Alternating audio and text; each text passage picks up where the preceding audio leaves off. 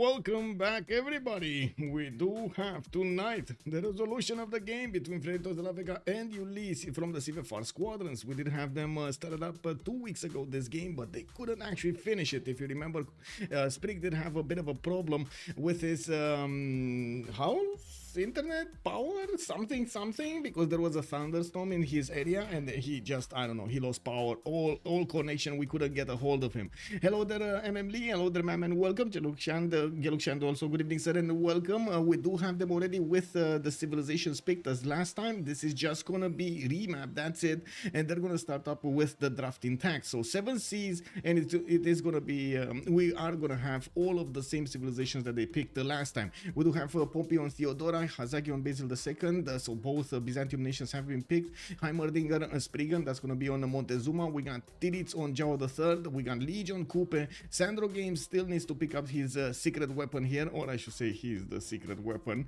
He needs to pick up himself. Now we got also Firsos on Kublai Khan China. Distoria is going to go for Montezuma. Also, I do want to say Gunza Kimbo, very beautiful, man. Oh my god, the kitty and the dog, man, unbelievable. And but I gotta say, man, the sofas, yes, I still need to actually find a way to protect this chair. I'm not sure exactly how, but I need to do it. Also, Luca, hello there, sir, and welcome. I did also notice Marco Diabolo, bonsoir monsieur, bienvenue. Flying Colquat, hello, good evening, sir. I do see also Natro did pick up that first promotion. Hello there, sir, and welcome. Thank you so much for joining and also for picking up that first promotion. Big shout out. We did also have a bit of a chatter over here on YouTube. Hello there, sirs, and welcome. Liam Jones, good evening, sir, and welcome. Victor O, good evening, sir, and welcome. Rodrigo Batista, bom dia, senor. I'm not sure how to say welcome in Spanish. How do you say welcome in Spanish? Please help me out. Jacob, also good evening, sir. We have a hype match up today indeed, and I do hope they're gonna start up soon. We do have them picking all of their civilizations finally, and it looks like it will be actually Sandro Games with Nader on the third slot over here from Team Ulyss. Also, Balbi, good evening, sir, and welcome. You want Cree and Spain a trade economy? Well, let's see. We don't have Cree in the game, but we definitely have other civilizations that would definitely do a lot of gold. Jao III, for example, Cleopatra. I'm pretty sure if they do couple together their economies, they're gonna be off the roof, through the roof, I feel. Is there a Discord community I can join to play multiplayer? Yes, sir, you can. Actually, most of the players are coming from actually this is the CivFR community, but most of the players, international players, they do play on CPL, and you can join discord.gg/CPL over there. I put it in the chat in YouTube. Also, Eddie Coffin, good evening, sir, and welcome. Lovely to see you tonight. I love to see you tonight also. Hoping to win some points. Let's hope so. Yeah, what is the map? A naval one. Joe the Third and Cleopatra, best friends ever. Woo. Yeah, pinky sweat. Nuclear Uncle, good evening, sir, and welcome. Hello there, Urek, good evening, sir, welcome. Well, it looks like the game is loading in, and we're going to need to give it a few seconds to give us the map, and I'm pretty sure we do need to set up some things here. We're not going to have remap tokens anymore. This is the map. Like, I think whatever happens. I'm not sure, but they said remap, so I think this is it. This is going to be the map. So I'm going to put it up over here as 7 Seas.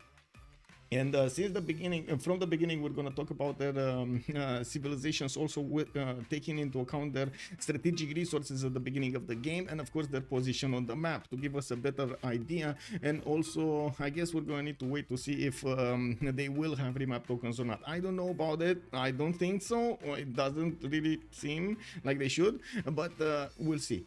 I have no idea. I'm pretty sure they actually discussed this beforehand between themselves, and they did decide something which it wasn't really clearly shared. Also, Freritos Subnoodle shouts out from YouTube. Good evening, sir. I am a noob in multiplayer, but I have 1.5 hours in single player. Want to try out the multiplayer gameplay? Definitely join us. CPL.gg. You can take a look at the website over there and see what we're all about, the rules and so on of the community. It's actually quite how to say quite a rule set over there for the games. Quite a rule set. So yeah, you do need to go through a normal registration procedure to see if, how to say, you do have the enough hours and it's not a new account, so we don't have smurfs and so on and so forth. But anyway, that's quite easy. Just click over there, dot register, and follow the steps. It should be done in no time. Let's actually put up also the team labels on the screen here while we take a look at. Let's actually open up Montezuma, because I think Montezuma is there. Ooh, double continent, possibly triple continent if he gets his toes that far away. Doesn't look like he's gonna have another continent to the west on the seas, but he will be between the mountains. I do also want to take this moment to actually put up the team labels. On the left side, we're gonna have Team Ulyss. And on the right side, we will have FDLV, which of course stands for Freritos de la Vega. Let's actually put them up also in the middle, because otherwise my OCD is gonna go crazy. And I know during the first Congress, they do move. And I know it's very annoying. I don't see them all that often. I need to actually open up OBS to see them. Anyway, we do have to take a look here. Distoria is gonna get some stone tiles, some of these marble tiles, but not a lot of them to actually justify going for a stone circle. He definitely has the double continent split here to gather more amenities in his territory. I do notice some of geothermals are also available for him to give him the extra adjacency towards campuses, which is going to be amazing. More science and overall more firepower at the end of the game. We do have him also with some Eagle Warriors coming out. I don't really see an easy way for him to actually get city states. He does have one to the southeast here, Singapore, but I don't really see him having that much of anything else to bully and take some builders from. I guess Singapore is gonna do well. We're gonna need to see if he's gonna actually manage to take that out quickly, like take those warriors out quickly with his eagles and not make him run away. We've seen it before, right? We've seen it before multiple times. Oh my god, so many times we've seen actually Aztec ran off city state because he was taking too much damage. 5-second energy. Good evening, sir. Fashnial, this is the first map. I think this is the first and the last map, if I am honest. They already started this pick and ban phase 2 weeks ago, and they should have finished the game, but I think they did like a in between right now because they didn't have a pick and ban phase. They stayed on the same civ they had last time, and Pompey disconnected. And I do believe they're just gonna remap. Because they went to like, I don't know what, turn 30 last time, turn 35 last time. Yeah. Oh well. Let's go through the other civs. It looks like Coupe is gonna be the next one. Let's see if he's gonna be over here. No, he's not. He's actually on the west side. Oh my god, what is this Coupe spawn with 3 fish tiles? 3 fish tiles on the west side here. He's also gonna have more than decent amount of forest and rainforest. And anonymous gifter showing up. Good evening, sir. Thank you so much for the gift. Champagnette, also good evening, sir. Aztec plus marble. Love. Yes. Did I say hello? 5-second energy. I think I did.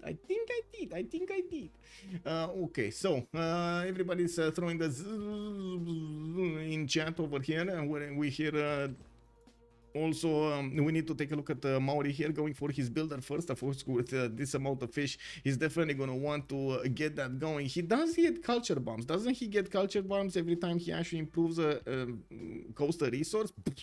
He's gonna get 1 fish to get 3. Oh, I like that deal. I like that deal. Don't you like that deal? I definitely like it. Migman98, good evening, sir, and welcome. English main language here? Yes, sir.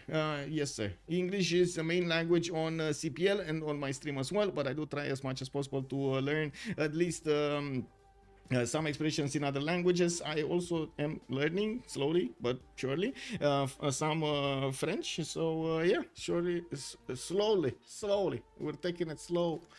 Anyway, looking at the next civilization, we're gonna need to take a look at Nedersha, or wait a second, I think we actually missed the strategics. Horses next to the city of Tekonyanga no Yakupe, the capital city of Maori. We do have also some iron tile, but that is in the 3rd ring. He's probably gonna want to actually put a campus on that anyway. We do have him with a possible other settle to the west, but to actually get the fresh water, he needs to move quite far away from the iron tile itself. Well, we're going to need to see how he's going to try to decide here to gather all of his land and resources. We do have also to take a look at the next one, Nader Shah. Nader Shah, where is Nader? To the east side of Montezuma. He could actually trade a little bit later on with Montezuma if he gets a city here on if Montezuma gets a city here on the coast. Mashhad is gonna have a diamond tile in the capital. I do see multiple resources with reefs underneath them. You can see the fish tile here. 3 fish tiles are in range of that capital, and a turtle. Oh my god, that's actually gonna be quite a pog capital. That is so much food that he's gonna get from these tiles. 4 food, 4 food, 4 food, 3 food, and then get the lighthouse for another one. Oh my god, that's not gonna be such a big capital. Well, the stones are with him definitely. He has a few stone tiles in the capital, and I do see horses in the first ring, so he can just improve them, no problem for him. He's also going builder first here. Looks like they're not gonna go for scouts that much this time around. 2 civilizations going builder first from the same team. We do have Coupe and Nadersha. Interesting. It's a PC crash. He comes back soon. Okay. PC crash. Oh, rip. Did his cat walk next to the PC or something? Okay, he's coming. He's coming. He's coming. Okay, next up, let's see. Strategic secondary iron, I did say about the horses. Next up, we do need to take a look at Hazagi. Hazagi is going to be to the east of Beijing, and this is probably the first conflict area that we get to see. They are going to have quite a bit of a flat terrain between them, but I do see there's an advantage here for Freritos to actually get by Titi. That is definitely a good Titi here to the southeast of Beijing. He can get that city on the wheat tile and definitely get a lot of gold and the culture from those tiles. Now, I'm pretty sure he's gonna want to be there as quickly as possible. While in Nicomedia, we do have some advantages in his capital from the extra food of the rice tile and the extra production from a deer tile to the northwest. He is gonna get to grow his capital much faster and at the same time work more production tiles. Well, most of his territory is grassland, so he doesn't get 1-3 forest here. But at the same time, we're gonna need to see how much he's gonna benefit from these chops. He does have a pretty powerful. I don't know if it's that powerful actually. I would have liked him to have this settle as an option, but to be honest, it doesn't really have any other tile than the spice tile to actually work at the beginning. It's gonna, well, yeah, I don't know about this. It's quite an investment to get a city here. Here, definitely different story. Rice tile with 2 of these iron tiles next to it, and also the 2 2s and the 1 3s does make for a better city. And look at that, more rice tiles and marsh rice tiles, so they do get the extra food. Coupe is such a good builder first because he probably don't have to buy any tiles. That is also true about this Yakaka. I'm not saying it's not good. I'm just saying I'm a bit worried about their expansion of visibility on the map. Their scouting. What is going to happen over there? How are they going to actually meet their opponents? Do they know? Do they not? Did we just hear barbs? I hope we didn't hear barbs.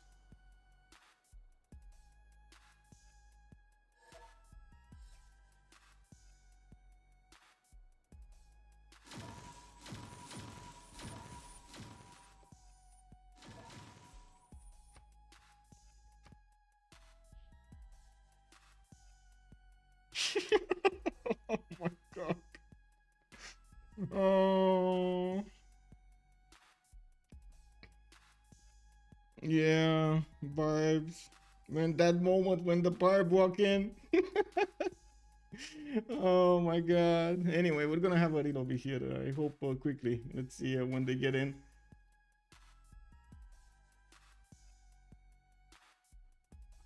Let me get the link. The link.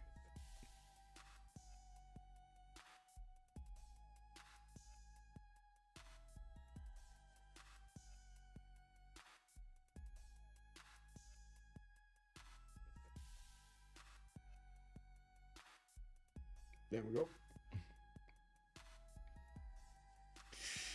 How does that happen? It's basically the host didn't set the game properly. So yeah, 1 2 2 1 2 2. Wait, what? 1 2 2 1 2 1 1 2. Okay. Okay, well, at least everybody got in back very, very quickly here. I'm just gonna rejoin for the 0ms and I hope we're gonna get this started. So I guess we're gonna have a new map, guys. Prepare yourself for a new map. And yeah, looks like now I'm pretty sure we could have put a remap counter over there. Oh my god, it is what it is. Okay, so Heimerdinger is gonna swap with Malm. I swap with Sandro then. Okay.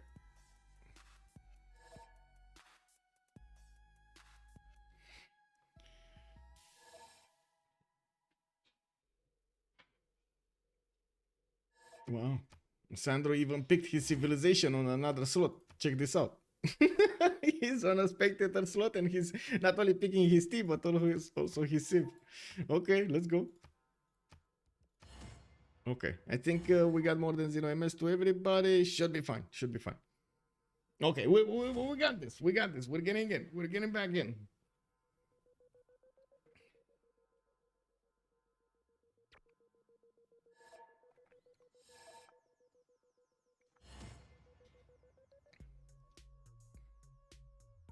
Oh, Malm is not swapping. Ah.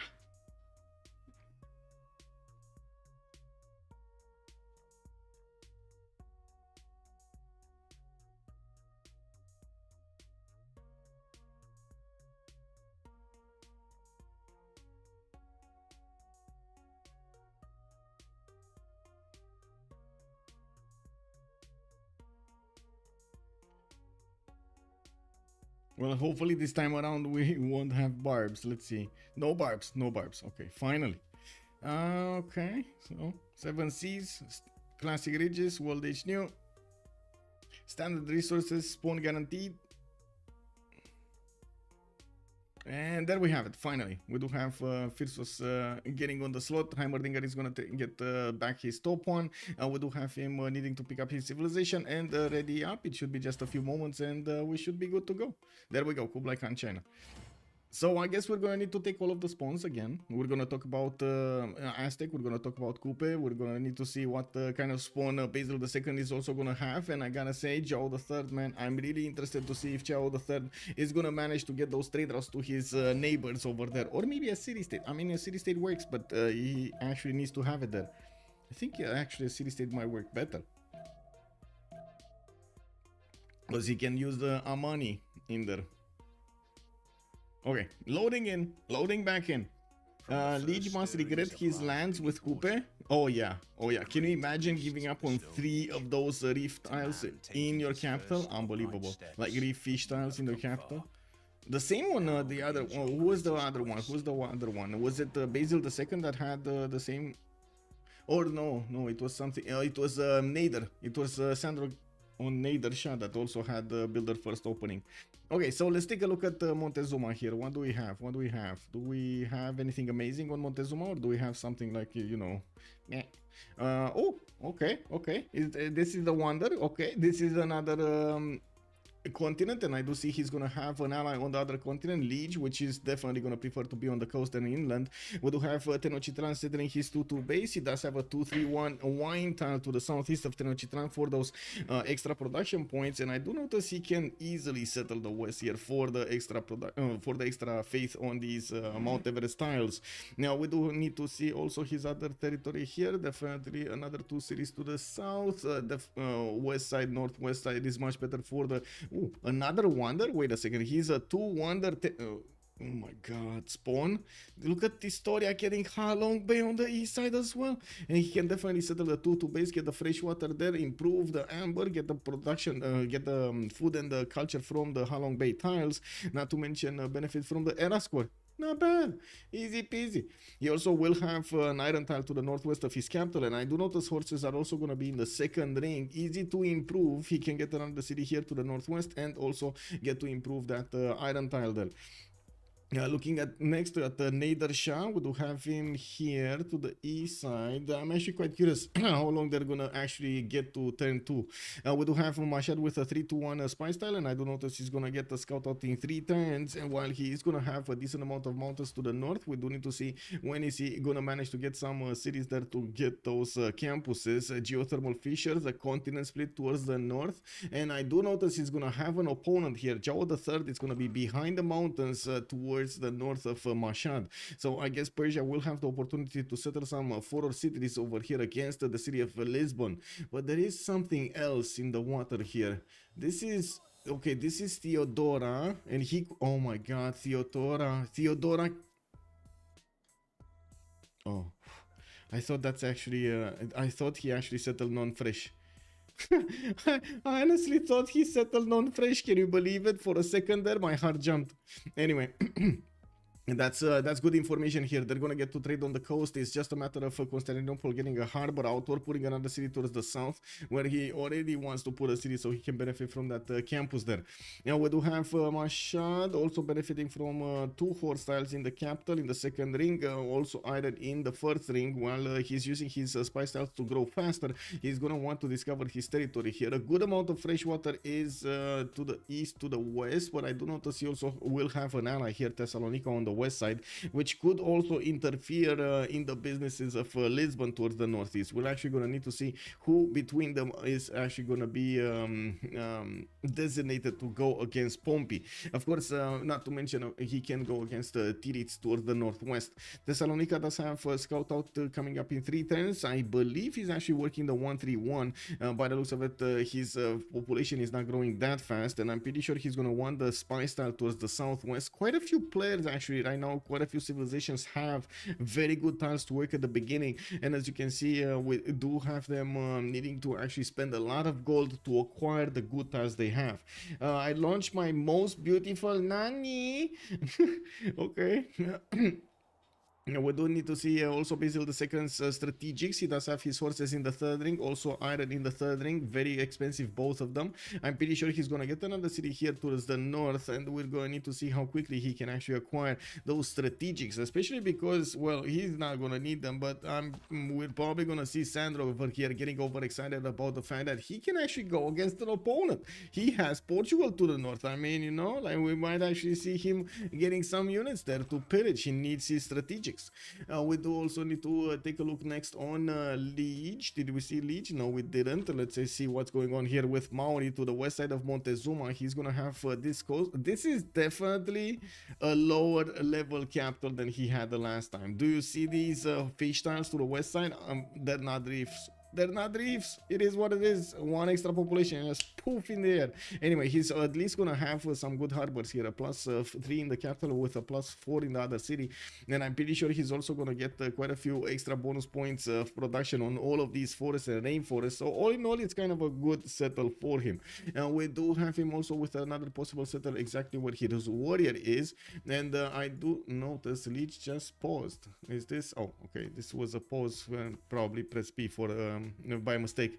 We do have him also with some inland cities to go for towards the south. While he doesn't have really easy access to the eastern continent, we will need to see if his amenities are going to hold up towards the later part of the game. He has access to iron tile, but it's 3 tiles out, very expensive. He has the same problem with the horses, 3 rings towards the south, while he can open up campuses here with a +3 towards the southwest of Tehonianga Noia Coupe. Usually Coupe does want to open up with those harbors and get those trade routes as quickly as possible. We do see him going for sailings and again going for builder first, which kind of actually okay. I mean, he can definitely get the fish tiles. He definitely can get all 3 fish tiles with the builder charges, and he's gonna get his celestial navigation boost with that. Does he need it from the beginning? I guess that's the question. And by the looks of it, he definitely thinks he needs it from the beginning. We're gonna need to see if he's actually gonna get to meet his opponent, but I'm pretty sure he's not gonna be that quick to meet Beijing on the west side. That's a lot of territory to cover. He doesn't know that yet, and of course, the visibility is limited to what they have scouted right now, not to mention what do they have in their actual vision. Now, by the looks of it also, I do notice that Distoria is not going towards a city-state, unfortunately, with his Eagle Warriors. Wait, why can't I switch back to my... Okay, there we go. Hattusa is to the southeast, and he's gonna give Distoria the opportunity to gather quite a few of those builders if he does manage to take out the warriors with his Eagle Warriors. We do have him also moving his scout towards the south. I do notice the settler coming up in 4 turns, and we do need to move on towards the other team. That's gonna be Freritos here, Beijing, getting his settler out in 4 turns, and I do notice he's gonna have a few settlers on the inland cities over here on the rice tile, over here on the cattle tile. Does look good, while he's gonna have a few mountains to actually get the extra adjacency towards his campuses. We do also see the rivers giving him adjacency towards commercials, not to mention later on the ability to aqueduct and give the adjacency towards those industrial zones. He's gonna have a good amount of territory here to settle before he's probably gonna get to face his opponent, we do have Persia to the southwest of Beijing, and I do want to point out that Pompey with Portugal can definitely settle his east side and will probably settle his east side and could get other trade routes with Beijing as well. That's another one of his allies that is on the coast. One of the problematic things about it, that is also going to be the same seas as Maori, so they can actually fight each other for those international trade routes. We're going to need to see if in the South China Sea, which kind of looks like the North China Sea, there will be any kind of naval conflict, and of course how the trade routes are going to be passing from one player to the other.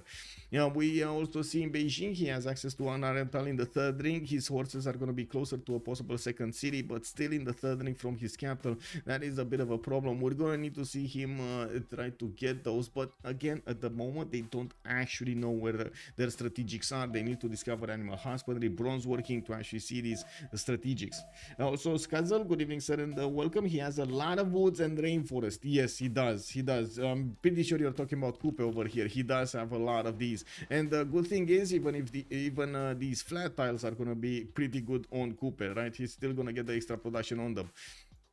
And yeah, there we go, 411 fish tiles over here, getting the third one soon, of course, with the culture farms, and he will also acquire these other tiles here, especially this one, the 2-2. Bonjour, le prof de physique, bienvenue. Now we do have also take a look at Tirits. Tirits over here. Give me a second here.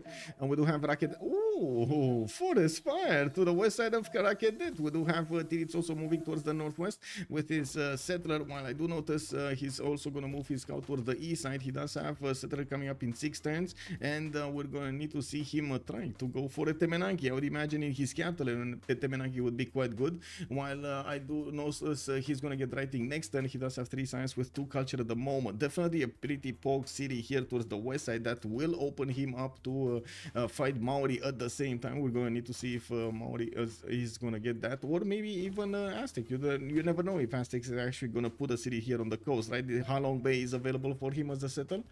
Wait, this is 10-10. They're actually going to have remaps? Whoa. They're actually going to have remaps? They will have remaps. What? Tirits is asking why.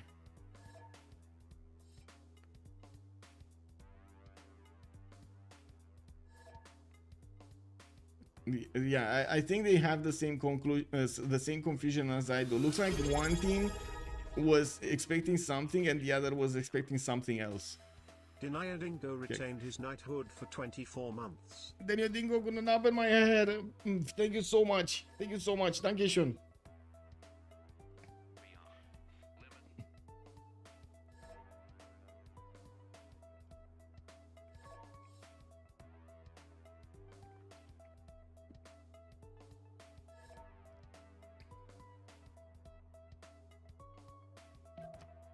So wait, are they remapping or not remapping?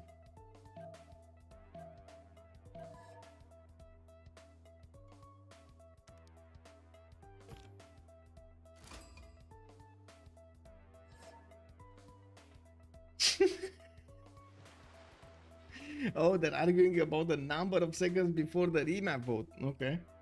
Well, they were a little bit desynced over there. It is what it is. Well, I guess we're gonna have a new map. Yeah, sure. Okay. Let's see how this goes. It looks like they will have this one going.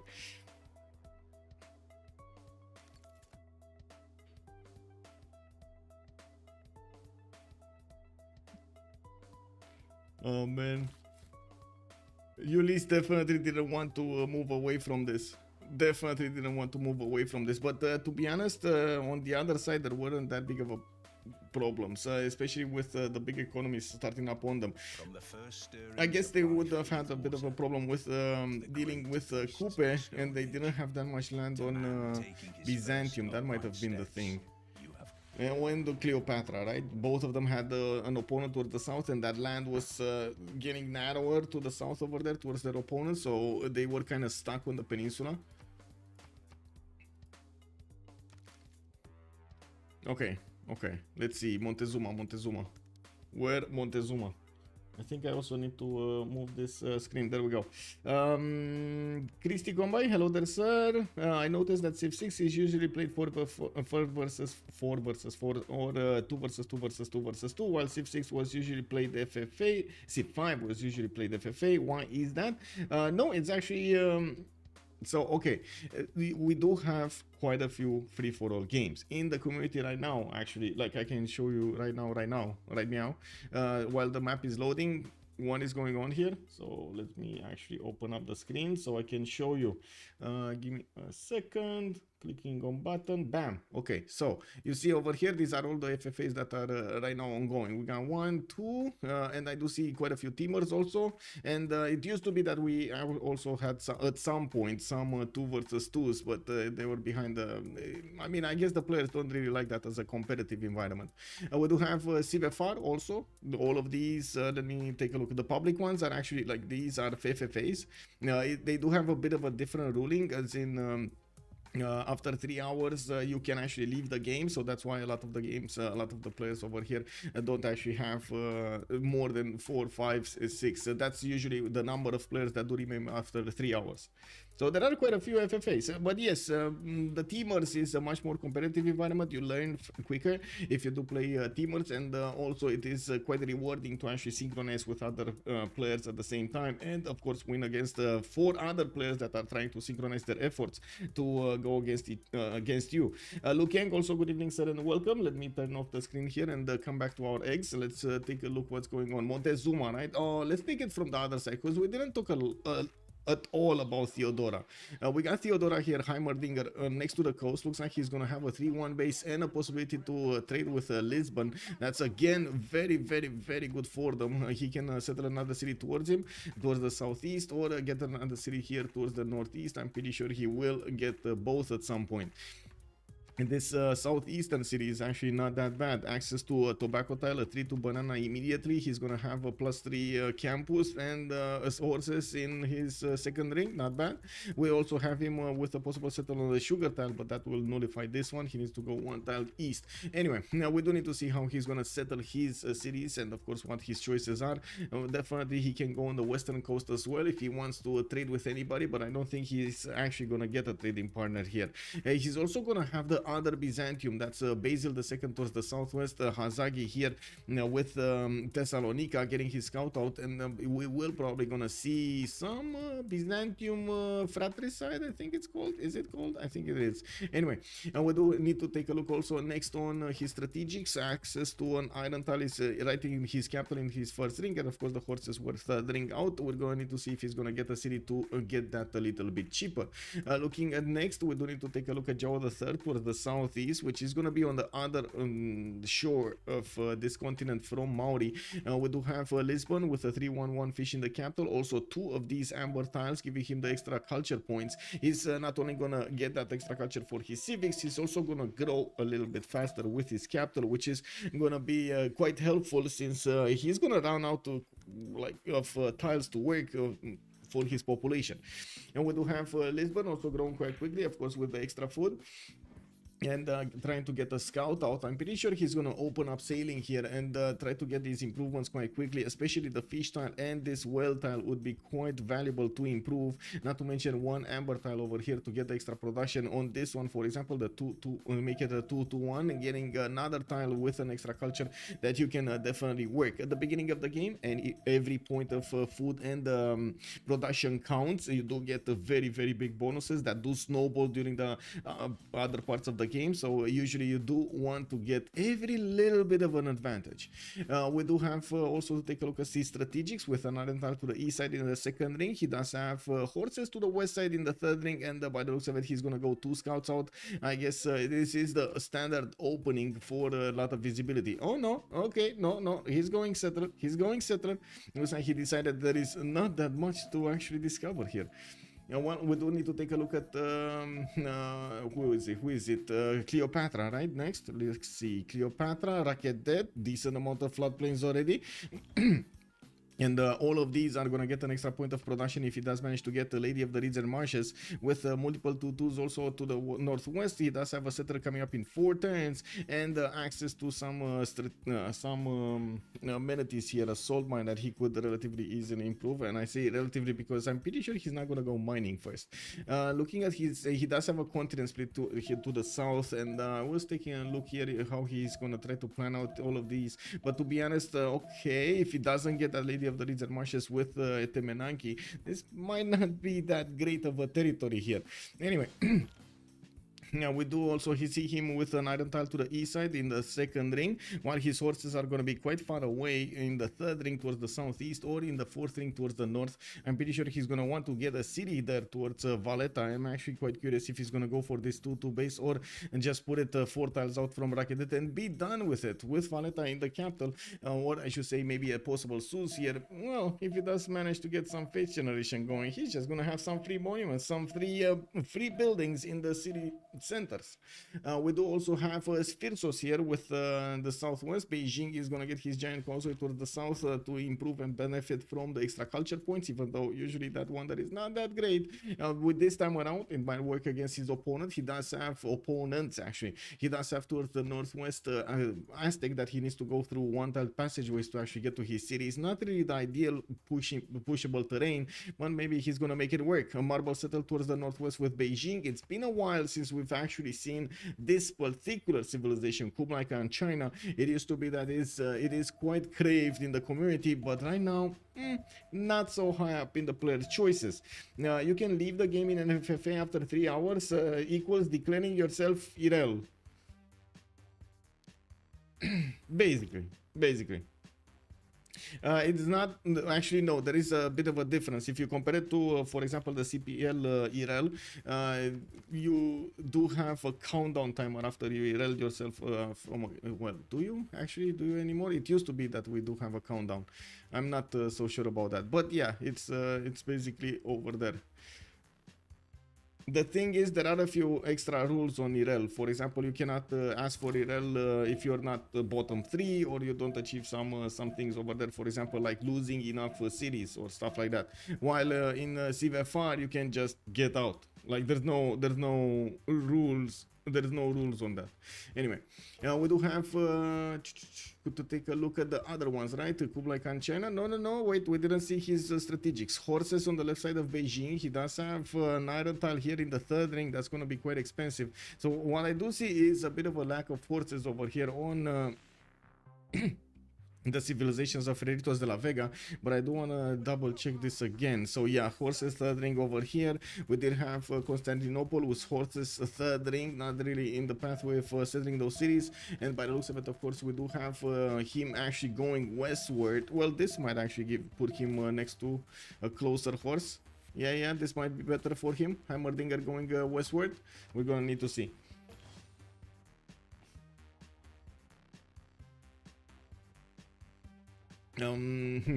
Hazagi, let's see him. Hazagi Thessalonica getting his settler out. I don't think he actually knows about Byzantium city here, warrior here. Does he know? Does he actually know? I don't know. They both saw this tile, the 2-2, but I'm not sure in which sequence they saw that tile. But anyway, there is a possibility they might not know about each other. Now, Byzantium does definitely know about the other Byzantium. We do have Theodora managing to see the borders of Thessalonica, and I do notice they're going to put up again that remap vote. Let me actually take a quick pick on Coupe, already sailing away. He does have a refish this time around, and another fish there. I do need to take a look quickly on Nader. I did notice Montezuma has kind of a bad spawn, by the way. As in, they're not ideal. Okay, double continent split, but look at the food, man. He doesn't have that much food all over the territory here. He's gonna have some food in the capital from the 3-1 bananas, 3-2 bananas. That's about it. And why don't I see icons? Where did they disappear? Anyway. I do see also Nader. Nader is here. Okay, a lot of sheep tiles, some quarries. He's expanding his vision to the east side, but again, nothing really amazing. What he could do is maybe trade with Thessalonica. That could be a possibility later on in the game. Coupe will also have the possibility to trade with Thessalonica on the west side. So yeah, looks like they don't really believe they have that many problems, and I'm actually quite curious how this Storia is gonna fix all of these problems over here.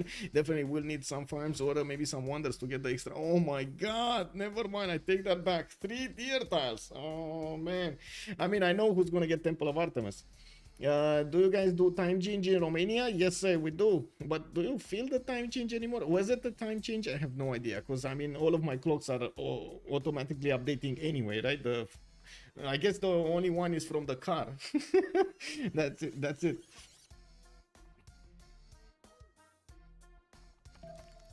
Anyway, we do have Settler coming up importance here from Tenochtitlan. Yeah, we did it overnight. There we go. I didn't feel a thing. I don't know. Honestly, I didn't feel a thing. It just the clock changed and I went like nothing. One of the reasons I do, how to say, I did insist on using, for example, GMT as a proper time is to feel the least amount of impact when it comes to our schedules, because GMT doesn't change, right? The GMT, like UTC, they don't change. They're the same. There is the same time zone, while all of the others do change according to them. Okay, let's see. What do we have over here? Coupe.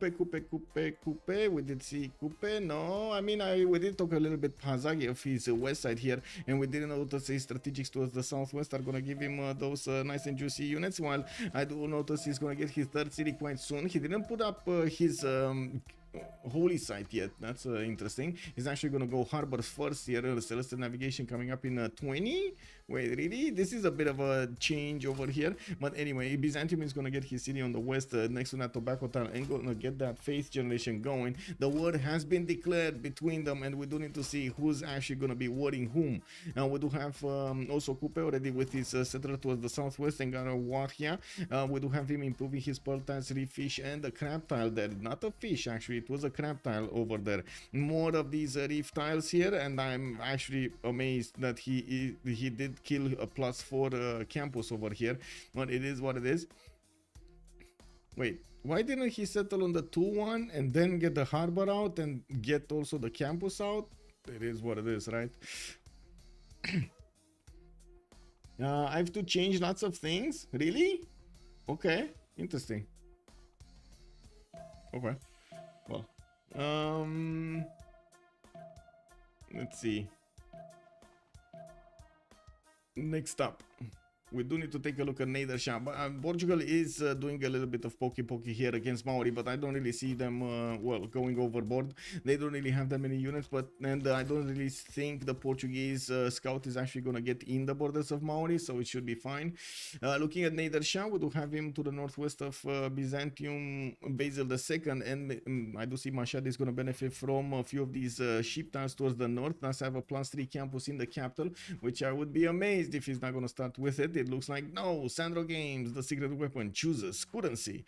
We do have him also getting some monuments in Gordian, and I do think he actually settled on a gypsum tile there, a 2-1 base, giving him an extra point of gold, not to mention the amenity. He does have Pantanal settled to the northeast, and we will see him buy quite a few tiles here. He can get it freshwater on that grassland marsh tile, benefiting from other 2-2s also around it, not to mention extra food from rice marsh.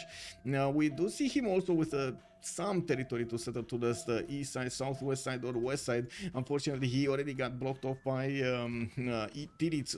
There was a one-tile passageway towards the west, towards the cities of Egypt, and of course that has been denied.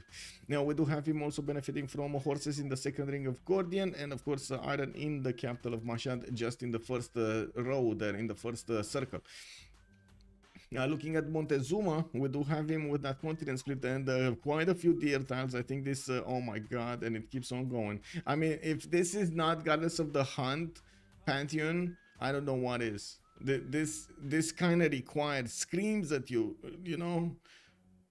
Goddess of the Hunt, Goddess of the Hunt, Goddess of the Hunt.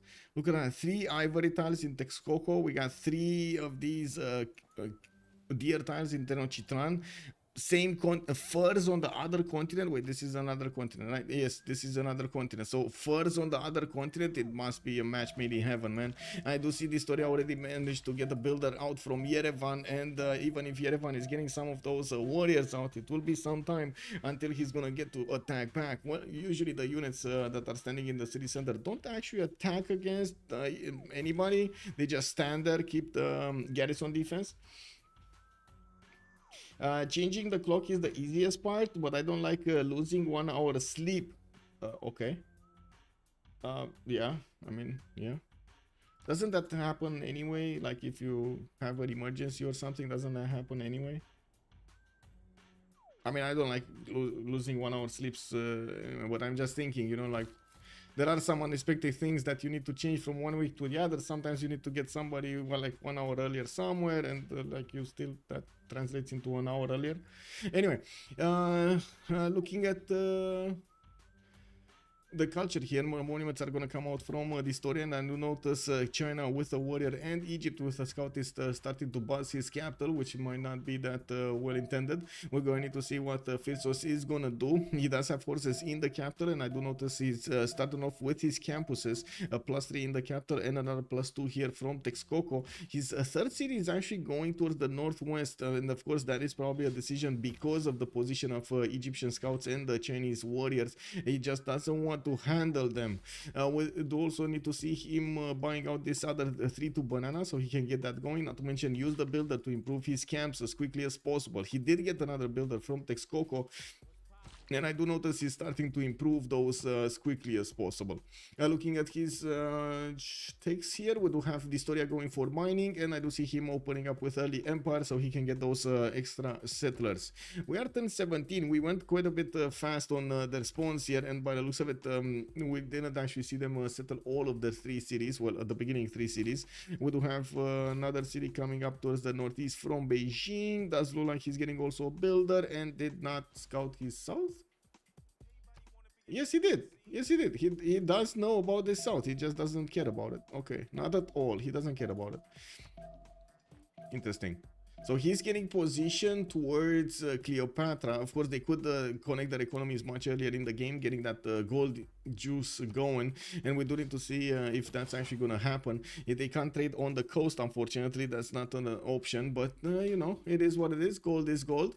We do have Montezuma also towards the northwest, which will need to be blocked off this, by the way, if Montezuma, sorry, if China does manage to get a city over here blocking or locking out Aztec from the southern city, this is going to be quite a victory for him. It's very hard to push into this city with only 1 tile that could attack it. Maybe later on artilleries, but before that it's going to be very hard.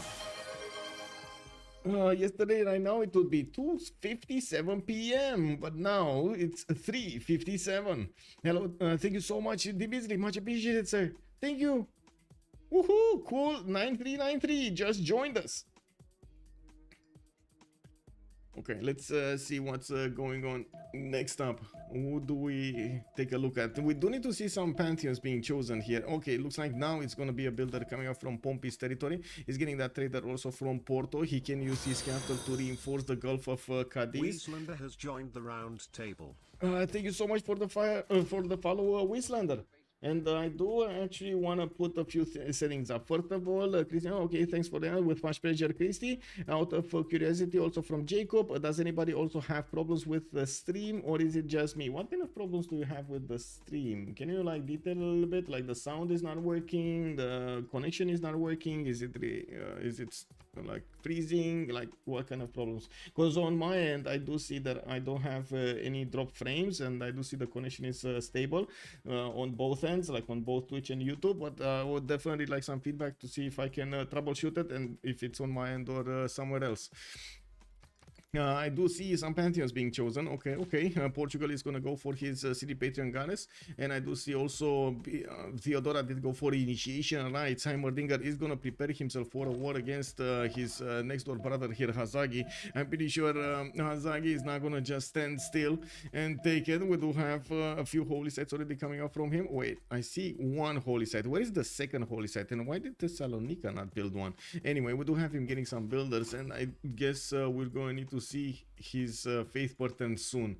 We do have also Celeste Navigation still discovered here by Hasagi. He didn't really manage, I don't think he managed to get his two improved resources, but probably Maori did.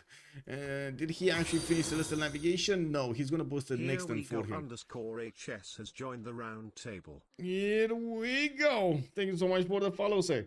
I figured after boarding the chat with Time Talk, I should help out the channel. Thank you, sir. Thank you, sir. Also, Cheesy K, it's just him. Good evening, sir. Wait, it's just him. Who? Him? Who? Whoa. Him, the only him. It's like Lucario himself.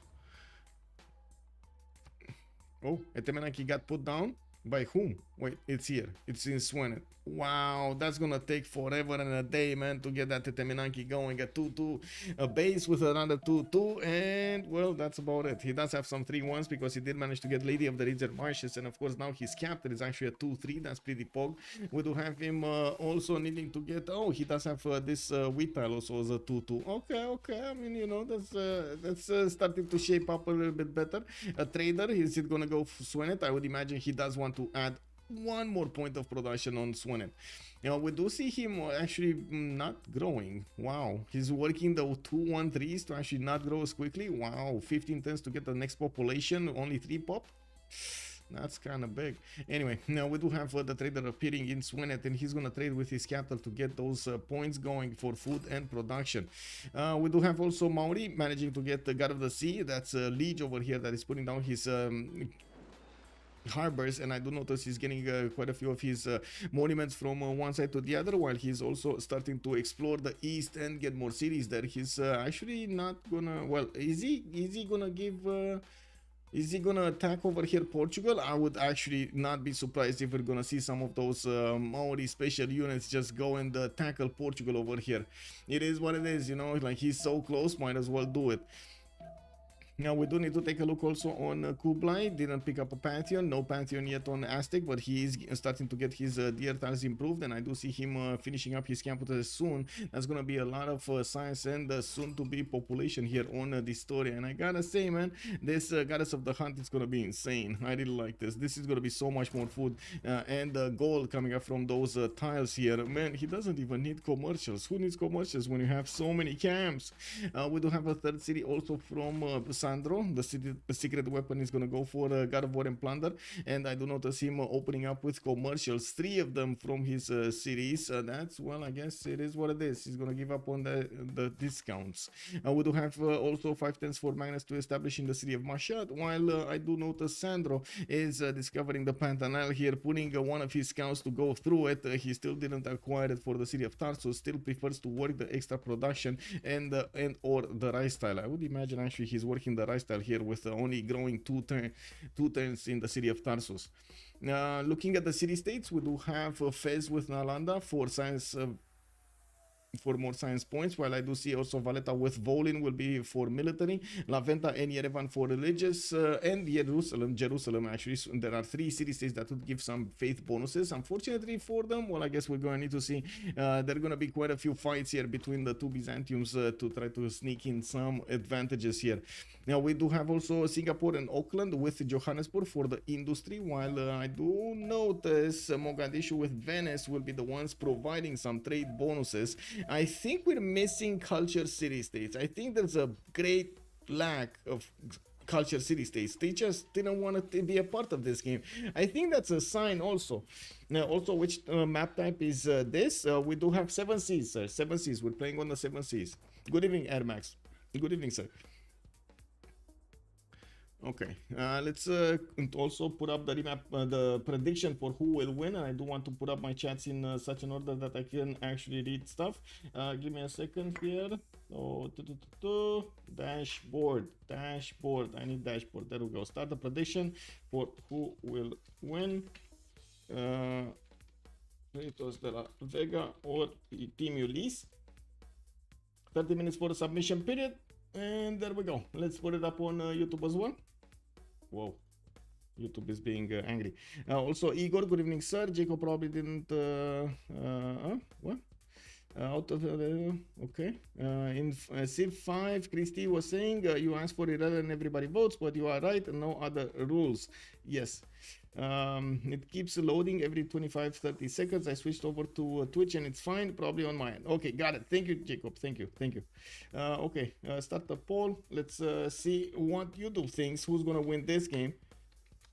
Will it be Freritos de la Vega or will it be Ulyss? Okay, there we go. Now the setup. I need to get the setup. There we go. Bam and a bam. There we go. Hello there, Project Soap. Hello there, man. Welcome. Also, Frankie Four Fingers. What was Thandros Pantheon? Let's actually take a look at the secret weapon over here. He did go for God of War and Plunder, sir. God of War and Plunder. He's getting the extra points for his merchants. He's getting the extra points for his admirals. And, well, if he's going to go for encampments, he's going to get them for generals.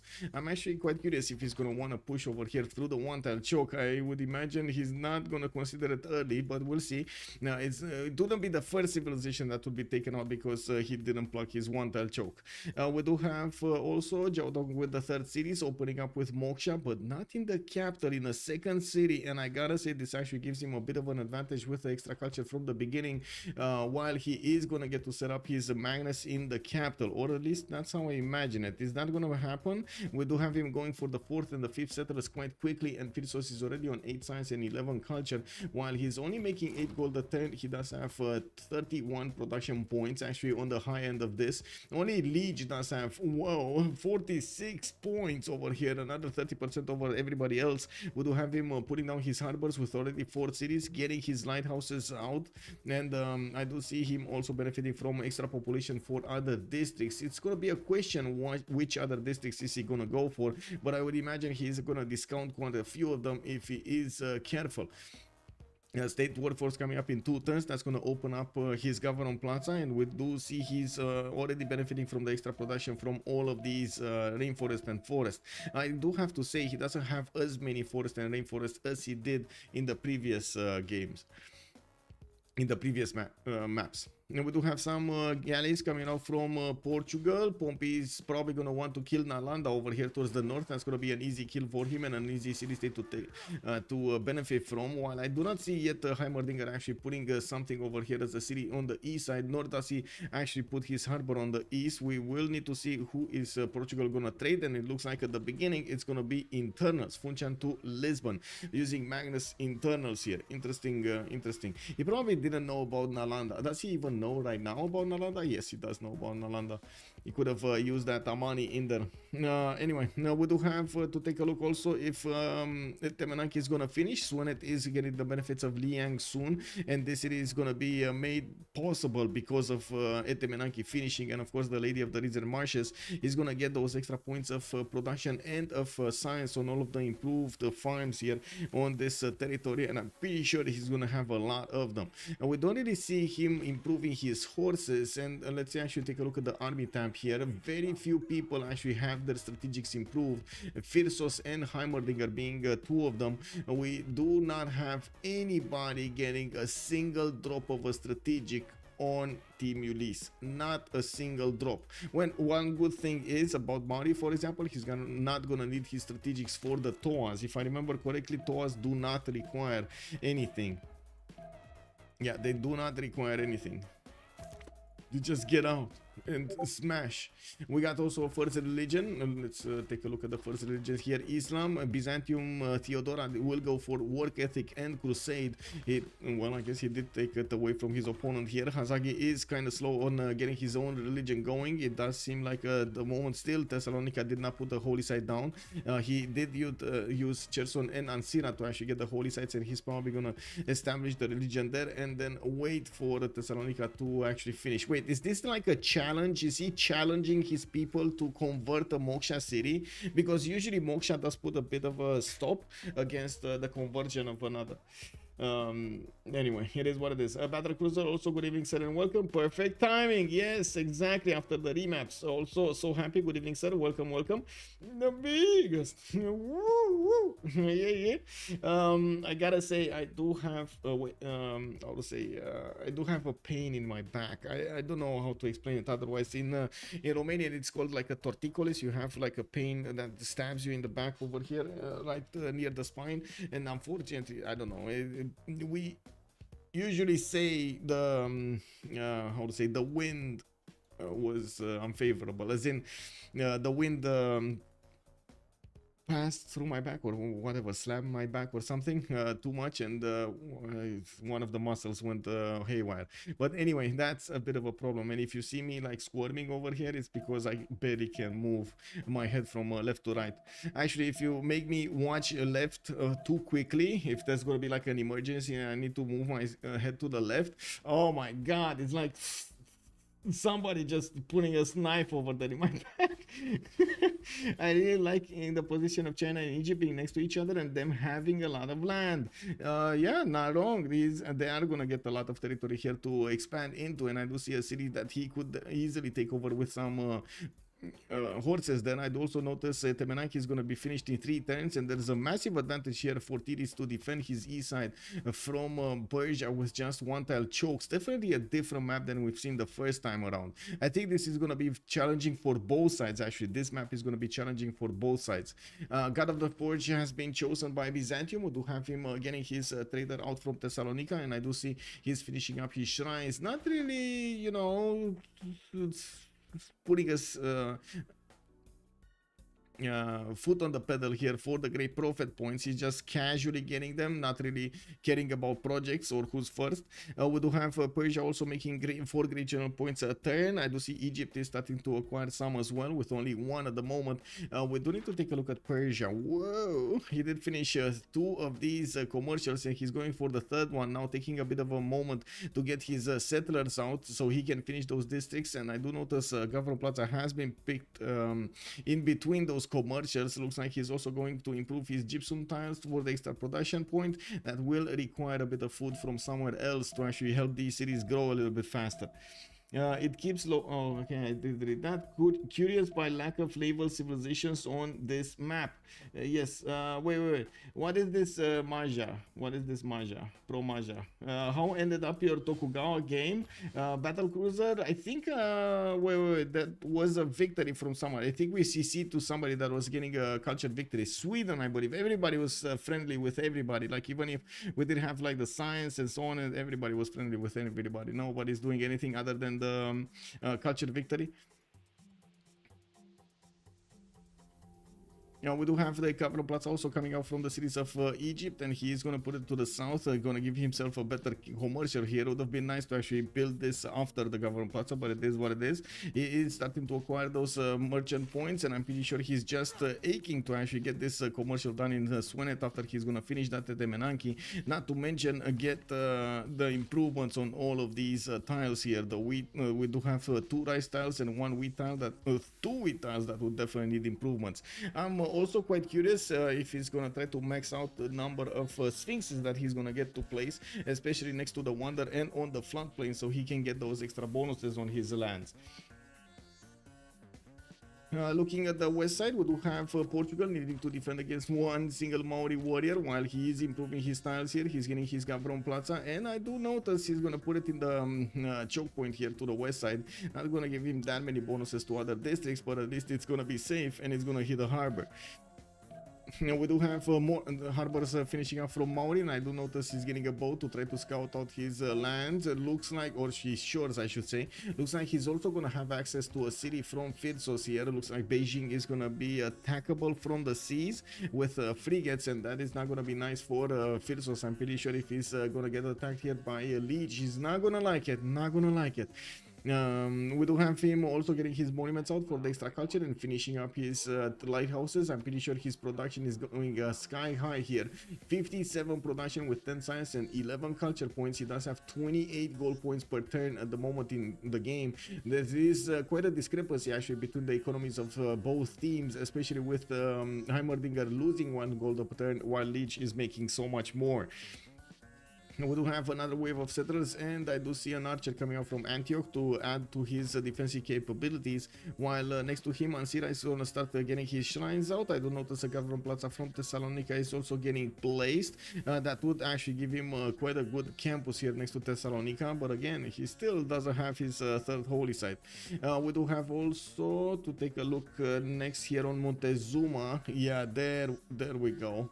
There we go. We got we got Temple of Artemis, but from Texcoco, not from Tenochtitlan. This city still builds up his Government Plaza count, and I do notice he put it to the north, where he might actually get a few interesting industrial zone placements. We do have him first of all beefing up one of his campuses, and soon he's gonna get that bonus. While I do notice another +3 is getting built in Teayo. Well, he does have 12 science with 12 culture at the moment, 34 production only. He's kind of late on this. Heimerdinger is asking who crashed or who will crash.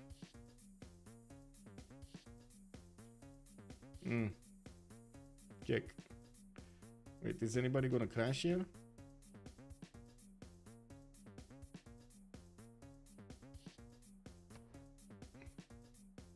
Oh my.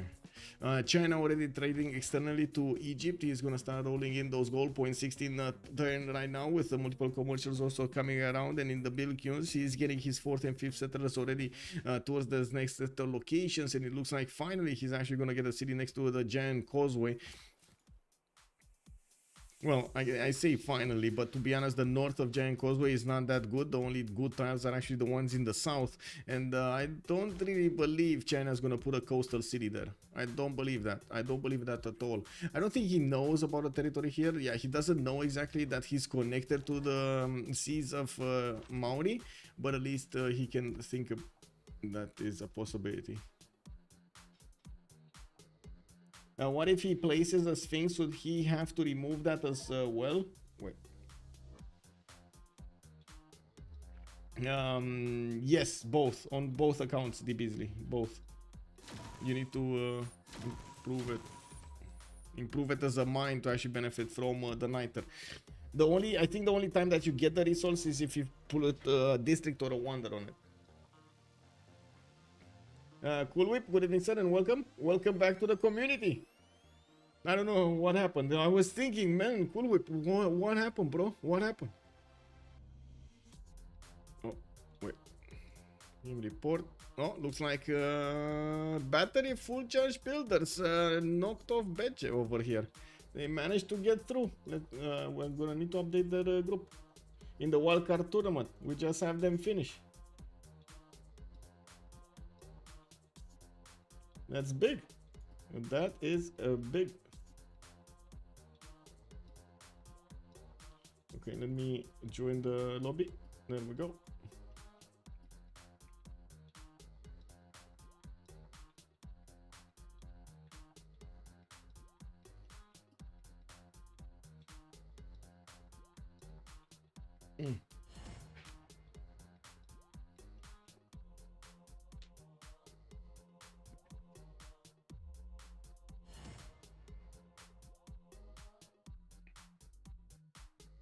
Okay, back to the screens. There we go. Back to the screens. You just need to wait for everybody to join in, and we do need to keep on taking a look at the 0ms over here. Of course, if you do have connection once, you're gonna still have it afterwards. It's just a matter of going through all of these first ones to see if there is any problems, but no, it looks like it's fine right now. We do have a connection to everybody, and I have no idea exactly why the game stopped. Usually during this, the host does want to let the turn roll over and then start off on a new save with the extra turn, the next turn, so it doesn't freeze again. Well, we'll see. I hope it's not gonna freeze again. No, one of them has 0ms. That also might be a problem. Maybe one of them is interacting with another in such a way that they didn't have MS fixed at the beginning. So yeah, right now it is a bit of a problem.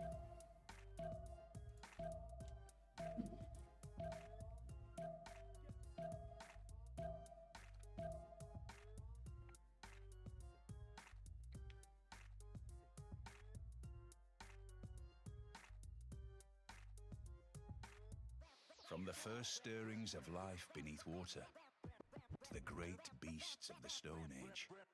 To man taking his first upright steps, you have come far.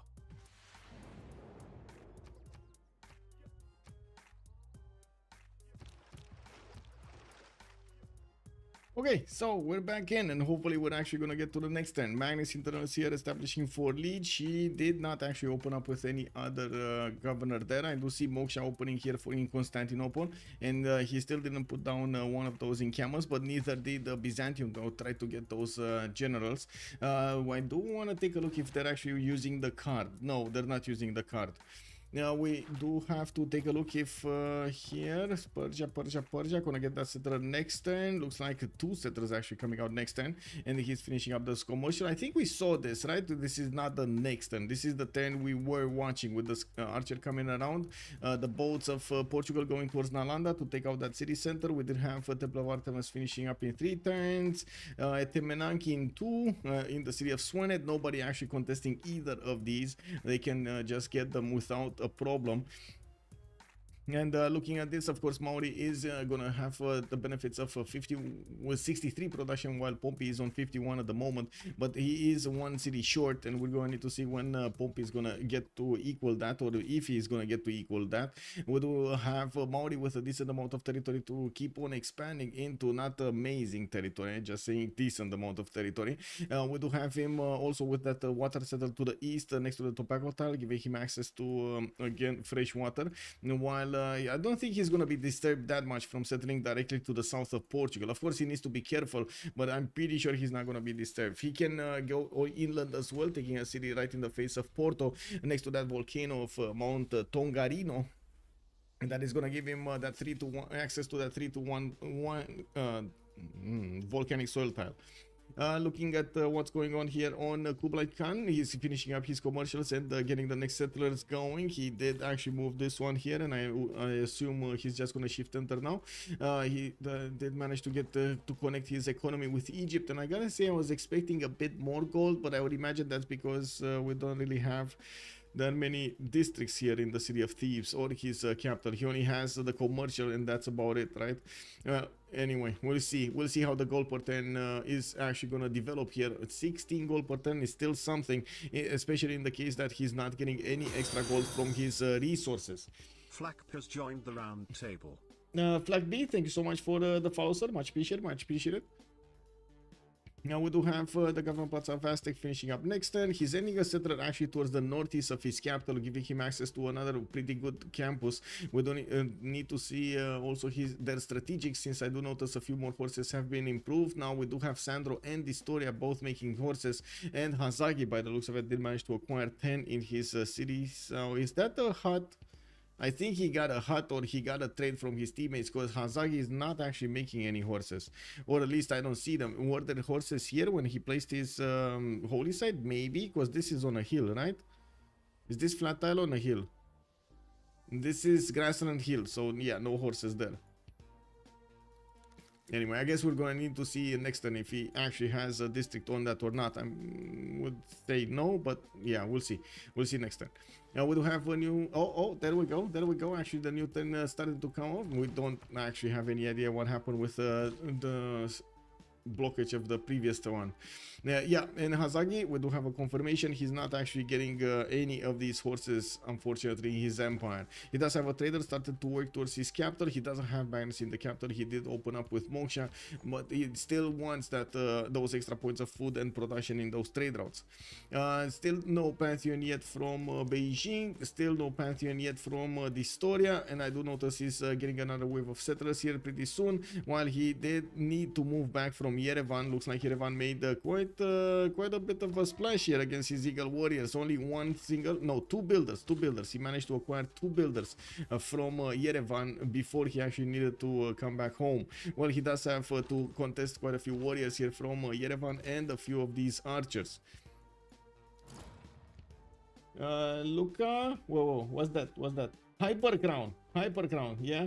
Kublai, China, Egypt is too strong. Hello, there's Circassian, and yes, that is going to be quite a strong matchup over here in their economies. We're going to need to see what's going to happen. We definitely need to see. Now, commercial hub investments also starting to appear. It looks like Zankian is the next merchant, and I would assume also Persia is gonna want to get the project. It looks like he's still going for the Gavron Plaza. Unfortunately, he couldn't actually discount it, and as you can see, he's working very slowly to get it done. 3 turns to complete the Gavron Plaza. That is a long time, a very long time. Well, we do have a project, a commercial hub investments in 2 turns from him, and by the looks of it, he might actually snatch this. Because his opponents actually need 2 projects. Yeah. Freritos will need 2 projects. Oh well, Magnus in Racket Dead, that's gonna be his second choice of a governor. I do see Liang has established in the city of Swanet, and we do have Etemenaki finished. Interesting that of course we didn't have that builder managing to get that many tiles improved, but he did get at least a rise tile, giving him a 4-3-1 to use. Not to mention we do need to have another one of these builders coming on from Rakedet, which I would assume would definitely need to go for those sphinxes right about now. Tidits is a little bit lagging behind on his culture development. 13 science though, and 9 culture to speak of. Taking a look at the era score, I'm pretty sure everybody got over the necessary threshold of 19 points. Yes, it's fine. 21, 23, 25. There are quite a few of them on 20 as well. It's fine. They are getting that going. Okay, another project here from Beijing. He's gonna get 2 projects to actually try to get that going, while I do see Gordian is giving up on it. Whoa, wait, Governblatt actually got shaved off to shave off a turn. I don't think we actually passed a turn, so yeah, he did shave off a turn. Halim has joined the round table.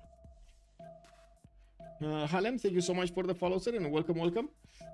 Very good farm triangles on Egypt. Yes, this is gonna be quite nice. Now I do notice Leech is going bronze working, and I'm actually quite curious what is he gonna want to do here. Is he actually going for his toss, or does he want something else? So we do need to see him, of course, getting iron for his knights as well, not only the toss. We do have him at the moment with still 4 cities, still getting a holy site from Engarwahia. That holy site is probably for Basil II to actually get his extra +2 taxes straight against his opponent, while we still don't have a religion here from Hazagi. He is getting his Warlord's Throne in 6 turns, and I do have to point out he did not actually go for the trouble to get to his 4th and 5th city out, which is gonna happen here on Byzantium. We do have already...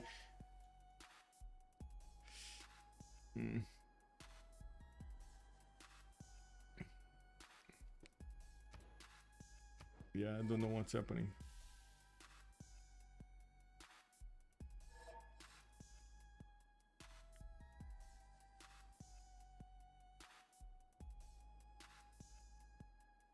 Hammer Digger is saying that he can bet 10, I don't know what, I guess balls, that if you kick Leech, the game will start working.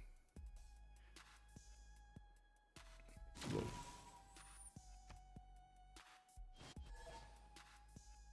Oh look, it actually worked.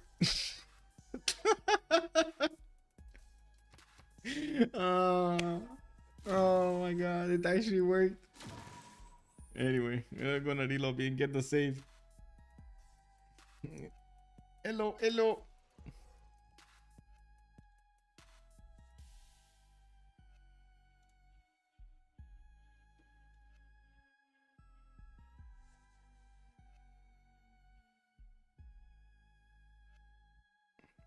Oh, this is the previous lobby. Or wait. No, this was a good lobby. Is somebody else gonna... Maybe somebody else is gonna host. I don't know. Well, I see the lobby up, so it is what it is. Oh yeah, Pomp is hosting actually. Okay.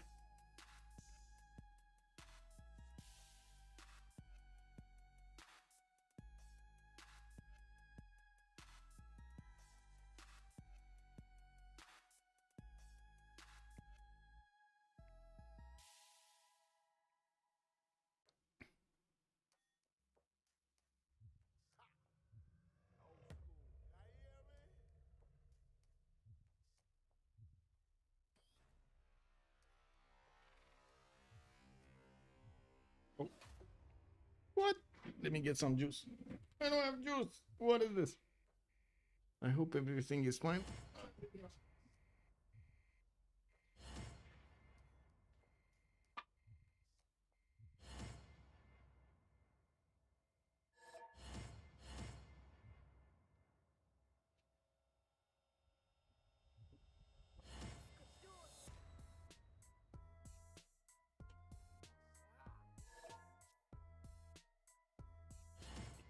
There we go. We got the juice, we got the coffee. We're ready to go.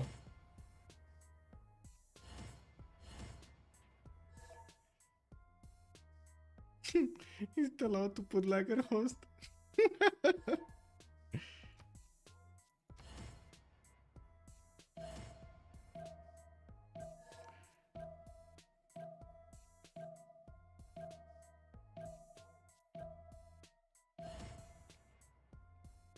Oh, why would you do that, man?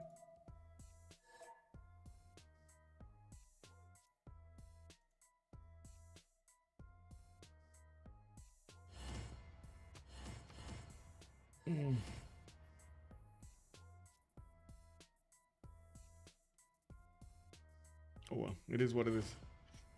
It is what it is. We're getting back. We're getting back. Coupe is very good for the lobbies. Yeah. Sir, good evening, sir, and welcome. Yeah, and Sasso also bonsoir, monsieur. Bienvenue, bienvenue. Yeah, this was kind of a real lobby simulator. I don't know why, because usually you do have quite a few, like a lot of stability throughout these games.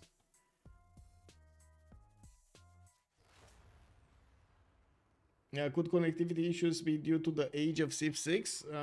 Not really, no.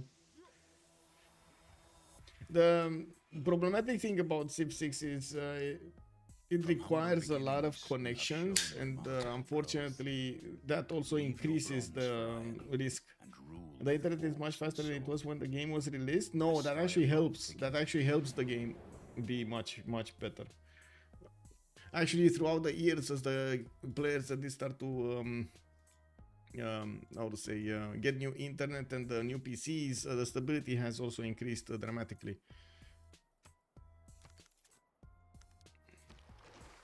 And I do have to point out the modders actually did a much cleaner job to understand what kind of code they should use, so the game doesn't get to desync that much as before. So yeah, all in all, it worked out for the better. We do have Portugal taking on Alanda. This is turn 31, so we're gonna see them start to choose their golden age options. And I do notice, of course, a 4 city for Portugal is gonna help him out quite a bit. He's just tying Mauri's city count actually right now. Both of them are in oligarchy, and I do see both of them in the golden age. We do have Distoria still needing to pick up something. While he did finish his Temple of Artemis in the city of Texcoco, he's also gonna get Pingala. And I do notice his 4th city is actually going towards that northeast, and he has another one coming from Tenochtitlan in 3 turns, while he did get his Goddess of the Hunt. Oh, beautiful. Look at that. 4 tiles already got improved with the extra food and extra gold on them. These are some amazing tiles to work. China did manage to breach through with a warrior, the 1-tile choke, but it doesn't look like Astes is going to be that... phased by this. And of course we do have Firsos getting that 1-2 tile. He definitely wants to get his foot in the door and block his opponent from actually getting in. We do have also builders coming from Jiaodong. I do see commercial hub investment in Longqi, and yes, I do notice he's getting his audience chamber in 5. I'm still trying to get a new how to say, get to pass the time so we get to see all of their choices in the golden age in order. Looks like also Beloritos religion has been picked up, and I do see choral music with it preaches on the lands, on the cities of Basil II. He's gonna get those extra culture points nicely with the 8 science and 20 culture. He's also building that Warlord's Throne in 5. Looks like Distoria did pick up his pen brush and voice golden age. Still will need we do see him on 19 science and 13 culture. Doesn't have that much culture yet, but I guess his population was quite capped over here because of him spamming out settlers from that one city. And we do have Nader Shah also with 12 science and 20 culture, and I do see the secret weapon is starting to get his traders going, and he is going to try to settle the Pantanal here towards the north of Tarsus. While he is plugging in Moksha in the city of Tarsus, he used Magnus at the beginning. He's also going to go full, well, half coastal here towards the south, and it looks like he's gonna share that coast with Basil II. Not that big of a problem to actually get the coastal trade routes in between them. It's just a matter of that first of all, Basil not gonna get that many trade routes. Second of all, Maidersha is gonna be incentivized, heavily incentivized to actually use his internals rather than anything else. 68 production though on a Liege does tell us a different story about what's going on in the south. We do have a Liege with only 11 science and 24 culture, getting his trade routes going from most of his cities, while Enganawahia is gonna build up a holy site. Usually the players in the same team with one of the Byzantiums do want to get as many of religions as possible and allow Byzantium to convert them, so he gets an extra plus to tax his trade, and I believe this is why he invested so much into this. We do have him also making 34 gold per turn. While he did manage to improve most of his coastal resources, he does have a God of the Sea to benefit from. He chose to go for a pen brush and voice this era. We're going to need to see if he's going to switch to a free inquiry in the next one. Hazagi on a pen brush and voice golden age, 8 science, 29 culture with only 10 gold a turn and only 32 production. Unfortunately, he doesn't have new cities coming around from his settlers and from his new settlers coming around from his cities, which will create a bit of a discrepancy between him and Heimerdinger. We do need to see if he's going to manage to catch up here with his unit count against his opponent and manage to take some cities from him, because at the moment it does look like Heimerdinger does have the stronger start of the two, or opening. I would say not the start, the opening of the two choices. We do have also on the other side Freritos de la Vega. Yeah, pen brush and voice. No monumentality from Byzantium, by the way. No monumentality. Pen brush and voice. Firsos is going to go for a pen brush and voice of his own, and we do need to take a look at his 4 cities, soon to be 5 in the northwest of Jiaodong, getting his commercials out and put down a government plaza. We do have him getting ODH, or at least he clicked once on ODH but did not finish it. He did put down also hanging gardens to the west side of Beijing that will give him a lot of fertility throughout, or growth, extra growth throughout his empire. And while he does need to finish all of these commercials, he was also trying to get Zhangqian. Did he manage to get it? No, it looks like Sandro did manage to get this one. Foreign trade routes, first of all, an extra trade route capacity, and second of all, foreign trade routes to this city will provide a +2 gold to both cities. Colorado, good evening, sir. Good evening. Hello, hello. Civ6 would be grade 2 this year in school. Wait. Oh, yeah. Well, would it? It's like what? Oh, 8 years. It does have 8 years, right? That's grade 2. Yeah. It just went through kindergarten. Oh my God, kindergarten. Yes. We do have Cleopatra also to talk about here, to the northeast of China. He's getting his campuses, and he did manage to actually get a discount here. And we do have also some builders coming around from the east, and yes, I do notice he's having some amazing tiles to work, but still no sphinxes. We do have an Aztec scout that is trying to actually snatch some of these builders, and we do need to see if he's going to be faced by this. It is a builder that has 3 charges, so I would assume that it's quite valuable. He definitely doesn't want to let the Distoria just have his way with him. We do have him getting a Mariano Toucher. He just chopped it, put it in the face, and took down the scout in one single move. Did it. Takes down his opponent. Wait, is he putting... that was a... Man, this was Sphinx. This was a Sphinx. Why did you put something else? Anyway, I guess it is what it is. He wants the triangle of farms, but he could have had a triangle here. It's fine. Oh my God, another one here. Anyway, we do have him getting his ancestral hole in 3 turns, and I do notice Magnus is gonna get in 1. I do have to say it probably doesn't matter that much. It's just that culture would have been quite nice on Tirits here. 18 science with 18 culture, 19 gold a turn, and 53 production for the Titian Empire. Well, we do have also Pompey to take a look at. With only 10 science a turn, we did manage to take over the city of Nalanda, which does give him access to a +1 campus and the ability to get a library in it. We do have him getting another wave of settlers and finally putting down an encampment. Is he actually gonna get a city so far into the south here, right in the face of Liege? Or is this some move because of the Byzantium scout getting in there? I think it is because of the Byzantium scout moving there. Mauri is also finishing up his encampment from Tehonianganuya Kupe, and while he does have Magnus working for him, we do need to see what his second districts will be. Looks like 2 encampments actually from Kapiti as well.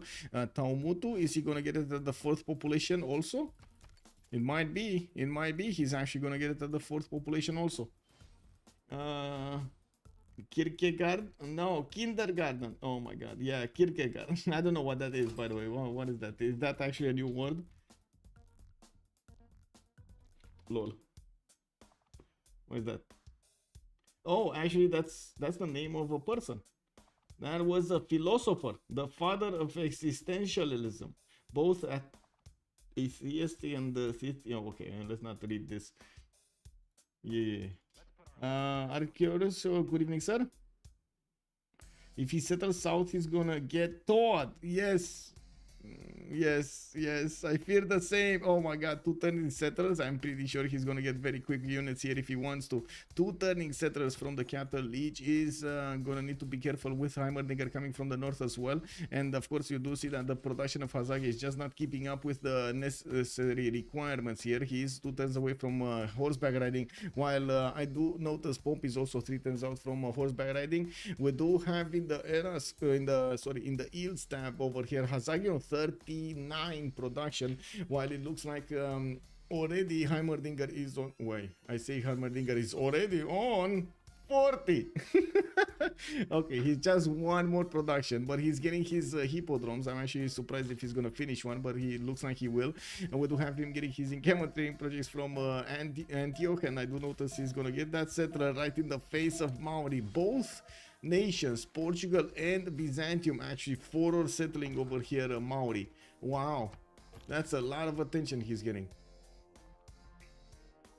Well, looks like on the east side we did have China putting down the close city towards the northwest. I do have to point out Monumentati Golden Age was chosen by Heimerdinger, so yes, he doesn't have that much stats, those many stats right now, but he does have 34 faith that he can keep investing into these builders and maybe a settler, which allows him to chop his lands and get quite a bit more production.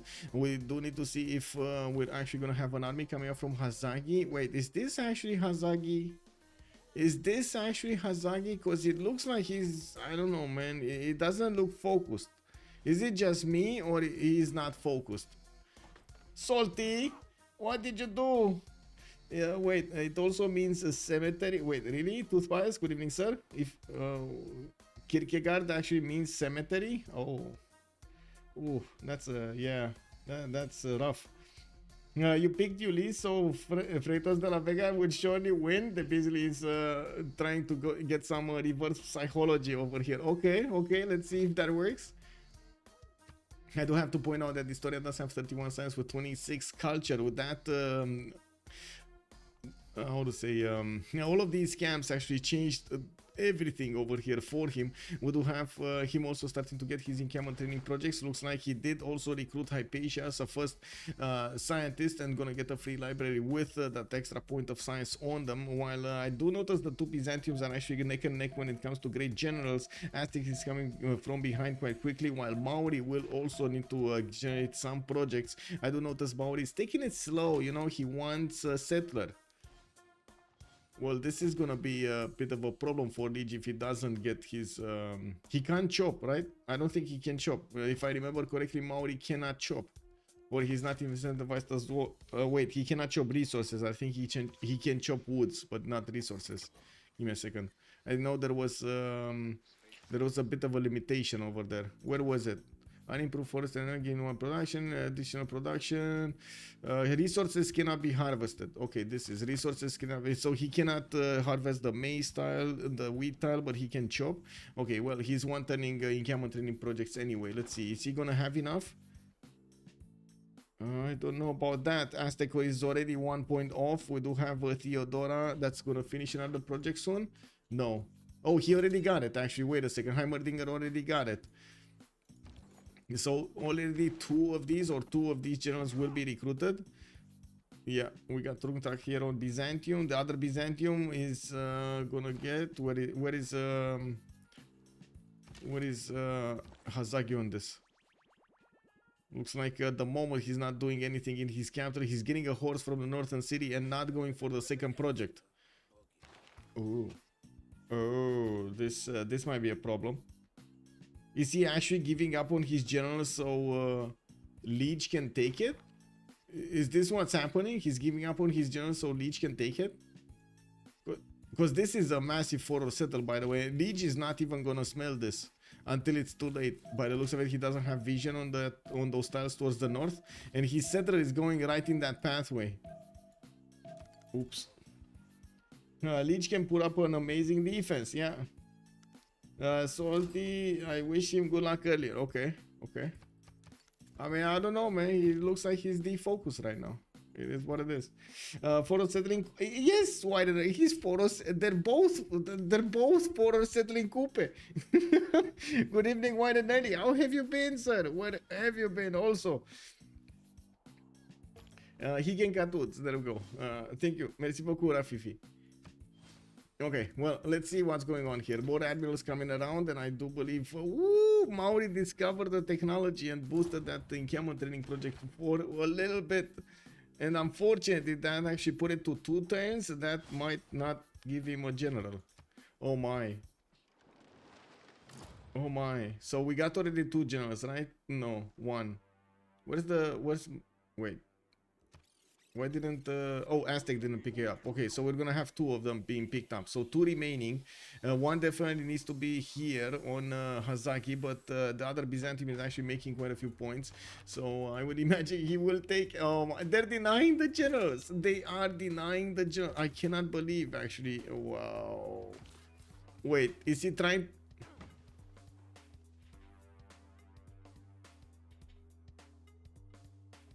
You see what's going on, right? He's moving that settler from the northwest because he saw the settler of his opponent. He's moving it eastward, but he doesn't know about the other settler of Portugal.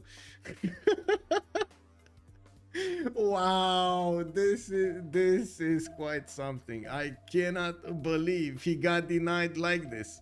Oh my. And yeah, I guess he should have just stayed on the coast, to be honest. Like, it is what it is. Or get that city faster. Yeah, anyway, it is what it is. We do have him getting some more traders, and of course he's gonna get those extra production points. He does have a decent amount of gold in the bank, and looking at his technology, his 6 turns out, or did he finish construction? We do have also in the Ulyss tab here on him on 38 gold a turn, while we do have Sandro Games on 43, Distorias also 31. That's a major economic advantage that they're benefiting from right now. Or not to mention the 95 production points that Leech has in his empire. Okay, he did finish construction because I do see a Toa here coming up already from Kapiti. He's gonna get that region in Garawahia, and I do see Moksha establishing that city center in the south. He got Auckland. Wait, he got Auckland? He did get Auckland. Yes, the extra production points on his shores are coming up everywhere. Yes. He did get Auckland. He has pre-built escape settler. Yes, Fortuna Belli, good evening, sir. Also, out of the frying pan into the fire. Yes. Project didn't finish, unlucky indeed. Well, Byzantium does have 2 generals, one that he could keep on the west side and one that he will get on the southeast. It doesn't look like Portugal did manage to acquire one, and by the looks of it, Montezuma did. Distoria did manage to get one, and this is it, right? Who did manage to get the last? So it was Aztec getting 1, Byzantium getting Shunzu. Wait. Byzantium also getting this one. Oh, he got 2 in a row, Hannibal Barca and Trungtrak. Okay, I see. And the third one. He has 3 generals. Heimerdinger actually did manage to get 3 generals. And a photo city on for his opponent, and he's getting a holy site here in Nicomedia, right in the face of his next door opponent here, Hazagi, while he does have Crusade also as ability in his empire. We're going to need to see if he's actually going to get to use it. He has initiation rights also, so he's going to get to, whenever he's going to start building units, he's also going to get those faith points out of it. And with the monumentality, this actually works quite well. I do notice the city of Auckland is going to get attacked. Heimerdinger definitely doesn't want to let his next door opponent here benefit from that, but can he save Nicaea? because Liege over here already has the Tours. These are 42 strength units with, of course, Oligarchy, and they do apply a -5 penalty around them, so we're going to need to see them start to smash into their opponent's cities. Unfortunately for him, he didn't have an army to begin with earlier, and now he's going to take quite a bit of time to build it. Well, we're going to need to see if he's going to manage to do it in a good enough time so he can actually manage to take some cities away from his opponents. We do have Egypt also using Stonehenge to get his Great Prophet. Is this going to be just that one Great Prophet not even getting activated, so he doesn't give an extra taxi straight to anybody? I mean, to be honest, it doesn't look like it's that bad here. Oh my god, all of these farms are actually filled with water, but they're still producing stuff. Well, we do have a commercial hub getting 110 here in Swenet, and I gotta say, still no Sphinxes. We do have him with pyramids in the city of Rakedet, and I do notice he's getting some more builders. I'm pretty sure we're coming very close to the feudalism timing, so everybody wants to pre-build these with the 30% off card and then switch to the +2 card. FDLV looking ahead here, so Happy is making a comment. Yes, they are looking ahead, especially with the tactical moves here. I should say that Heimerdinger and Pompey are managing to get themselves an advantage for the moment that they need to be careful not to turn into a disadvantage for themselves. And of course, it's all up to Liege over here to flex his army against somebody, and we're going to need to see him go forward towards his opponent's cities. He's getting his Wall of Throne in 2 turns from his capital city, and I do notice he got a few of these stores, but not really a lot of them from his cities at the moment. Still, he did manage to get 95 production. That's quite big. Let's see. We got some Byzantium missionaries running around. He did convert his capital finally. Of course, Moksha was putting quite a bit of pressure. Amesia also got settled as a fourth city towards the west, and I would imagine he's going to connect at some point his economy with Sandro Games. While Sandro Games later on in the game might do something about this, well, first of all, he's a bit too far away yet to attack with units from the beginning, from classical units. Maybe medieval units, knights, coursers might be an option, but I wouldn't really see that happening unless it is an emergency. They need to do something. While I do notice Byzantium took away that extra production of his opponent here, of Maori, we do have Liege losing all of those extra points of production on his tiles. Basil needs to kill his it is what it is. It's a mission.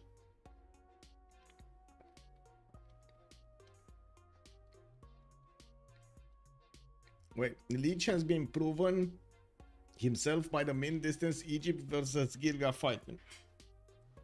I don't think I remember that. I remember him fighting with Scotland. Oh, I remember. Yeah. When Gilga took one of his cities earlier. Yeah. Crazy, man. That was crazy. Yes. I do notice the horses of the two Byzantine nations are starting to get quite close to each other, and this will create some stress. We're going to need to see if the horses are going to be fine at the end of the day. And while we did have Maori managing to push back the Byzantine unit here from him, we do have him getting out his Tours and repositioning them towards the west. He's not going to go towards Nicaea. He's not going to go towards Beja. He does want more units before he's going to have any moves being done. He's also going to need probably faster units like horses or coursers actually next up. Only 18 science. He's actually going for shipbuilding here and trying to get feudalism in 4. And we do need to see if he's going to manage to catch up on that science screen. We did have another city-state taken down. Yerevan actually, the Storia managing to punch through it. He did also manage to finish a theater square next to Temple of Artemis. And wasn't somebody building pyramids? Where are pyramids? Wait, is this Wolo's throne? This is Wolo's throne actually in the cities of Aztec. I see. This is one of the few games in which a lot of players are going for Wolo's throne, even if they are not going to have a direct fight.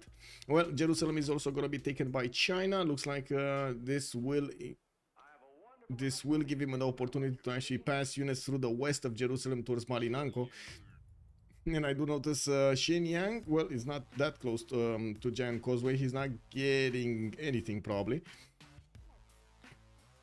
God of Craftsman was also his pantheon. This was one of the few pantheons that we didn't get to see at the beginning. He did manage to get his hanging gardens for the extra fertility and growth, of course, in his empires. 15% in a city is a lot of food. We do have iron tiles also improved, horse tiles giving him those extra points of production and faith, and to be honest, he doesn't really have that many strategics around him. I'm actually a bit surprised he went God of Craftsman here for like 3 more production. I'm a bit surprised. Oh well, I guess he just didn't know what to pick and he just picked something and be done with it. Anyway, looks like Pyramids has been finished by Egypt. He's gonna get those extra points of builder charges, and I do see Egypt did go for divine inspiration and sacred places. We still don't have him actually putting down the Sphinx, and we do have him already with 4-5-1 tiles, 5-5-1 tiles. Like, this land is amazing. Swenet is already a city making 52 production. 52. Wait, what? 50. Unbelievable, man. That's a lot of production at 1042. A few more horses are being deployed towards Jerusalem, and I do see China is gonna make quick work of that city. There we go, it died. We do have also Freritos getting a galley to see what's going on here in the shores of his west side, and I do notice Maori is actually starting to march towards the cities of Portugal. And as you can see, the horse is getting a -5 penalty when being adjacent to an enemy Toa, while yes, the horses are going to be quite strong at the beginning. They do, of course, you do need to put them in the line and get some archers in behind these. Crossbows will deal with the Toas accordingly, but you need to get there. We do have Pompey only on 18 science. He's either working 2 turns, recorded history in 2 also. Is managing to put down? No, he's not actually managing to put down his campuses yet. I do see one campus in Funchal. From Porto? No. What did he get from Porto? He got his Gavron Plaza, right?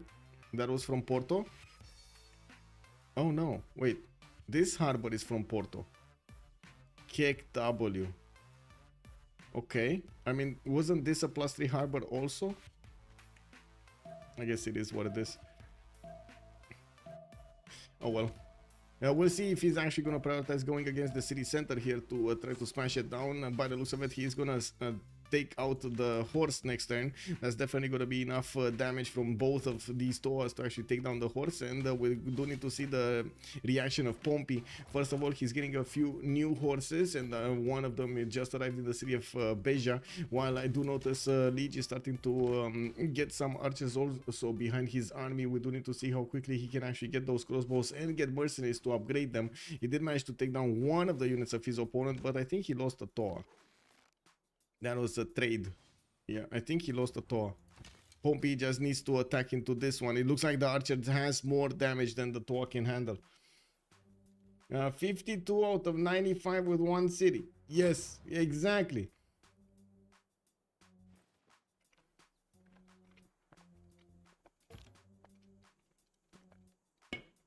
Hello there, Thunderians. Good evening, sir. Yes, that is a +1 campus. Yes, this is a +1 campus. Well, I guess he could have had a +2 if he put it one tile to the north, or a +4 if he deleted the bananas.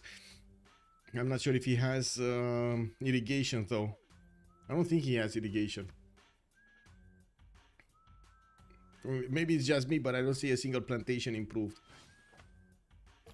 Okay, we do have Heimerdinger getting a few new horses. By the looks of it, he's also getting hippodromes in Nicomedia and new settlers in the northern cities. He's also deploying units actually that did delete Auckland towards the cities of Persia to try to slow him down. And I do notice these cities are only on 12 garrison strength. We do have Sandro Games getting the message, and he's discovering iron working next turn with feudalism coming up in 3 turns. We do have a few units that could be upgraded. One unit that could be upgraded on the east, while I'm pretty sure these Persian archers are not gonna withstand the Egyptian Mariano Chariot archers if it's coming close. Colosseum is also finishing in the cities of Tirits in Swenet, and I do notice he's gonna start getting some of these horses improved where he can. Heavy chariots actually coming around. Oh, wait. How did this city get here? I don't think that's an Aztec city. I think this is actually Tirits sending a settler so far into the west. Not saying it's bad, he definitely is going to get a position on Aztec, and he needs to deal with Aztec on his west side anyway. Aztec did want to get other amenities here, but he could only get his hands on incense. He's gonna get to upgrade the citrus star that he has from Yerevan, and I do notice he's actually getting courses upgraded from Yerevan going towards Nalanda, which only benefits from 2 archers and a scout to defend himself, and maybe another archer soon, but that's not gonna even scratch these coursers. Not to mention the city of Nalanda could be taken down quite quickly. The story here is definitely out for blood. Okay, we got some new units. Maori did manage to take out one of the archers, one shot at easy peasy, while of course I do see he's gonna need to do some more attacks against Portugal. Somehow this store actually remained alive with 3 out of 100 health. Wow. The chat is not so... What? What's with the chat? Whoa, what do you mean? Chat is fun, what do you mean? Oh, it is what it is, you know? Oh, whoa.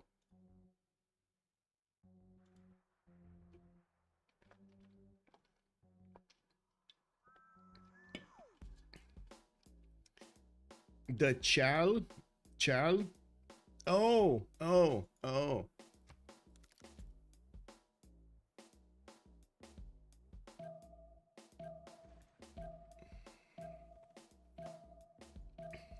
I guess I need to be in that exclusive club of being a father to actually get that joke. I'm sorry.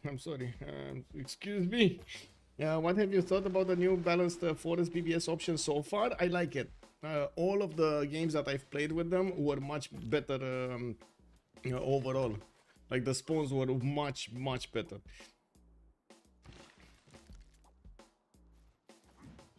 Oh, okay. More attacks going. Maori did manage to take out another unit. And yes, the Toas. Do you remember when we talked a little bit about the Toas and of course how they can be so powerful? Well, that's a Toa taking hits from 3 units and also taking a builder with an archer, one-shotting a builder with an archer, and it looks like he's still alive. I can't believe that he's actually still alive. He might even get to do another hit over here against his opponent and do some damage. It's not like he's gonna get it out alive, so he might as well just try to first move somebody. We do have Byzantium getting his heavy chariots from the north, and he's gonna start converting the cities of Maori if he's gonna start killing off his units. But I gotta say, Maori is putting quite a bit of a defense here. Walls are coming out from Tehonianga, Nuya Kupe, and Pingala is establishing in town Mutu. Looking at the west, we already see Byzantium horses getting next to the city of Tarsus, which already started to get those immortals out. He did improve one and got another one from the north. Shari Kumis is getting under attack by the city of Fez. What's going on here? Distoria with his general. He's gonna move towards the cities of Portugal. Gonna take that city down, while he doesn't have a general on the east side at the moment. Egypt doesn't actually have that many strong units. He's starting to get some. He's getting his heavy chariots, and that's gonna open up the possibility for him to upgrade them into knights. And we do have Distoria only getting 2 of these courses upgraded there in Tenea and Yuka, while he started off on his swordsman. We do have new courses coming up from his cities. I think this is very important. All of the armies of Byzantium started moving forward, and looks like they're catching those Toas with their pants down. Let's see if he's gonna manage to breach them. He did manage to take one down, and more are to follow on the west side. Of course, yes, Maori did manage to do some damage here in the city of Beja, but is gonna get stopped by the walls. We don't really have the Toas with enough strength to go through the wall defense, and you do see he doesn't want to keep putting units on the front line towards Portugal, because Byzantium is gonna get into his borders. Yeah, we do have soon we're gonna have a crusade on Liege. Soon.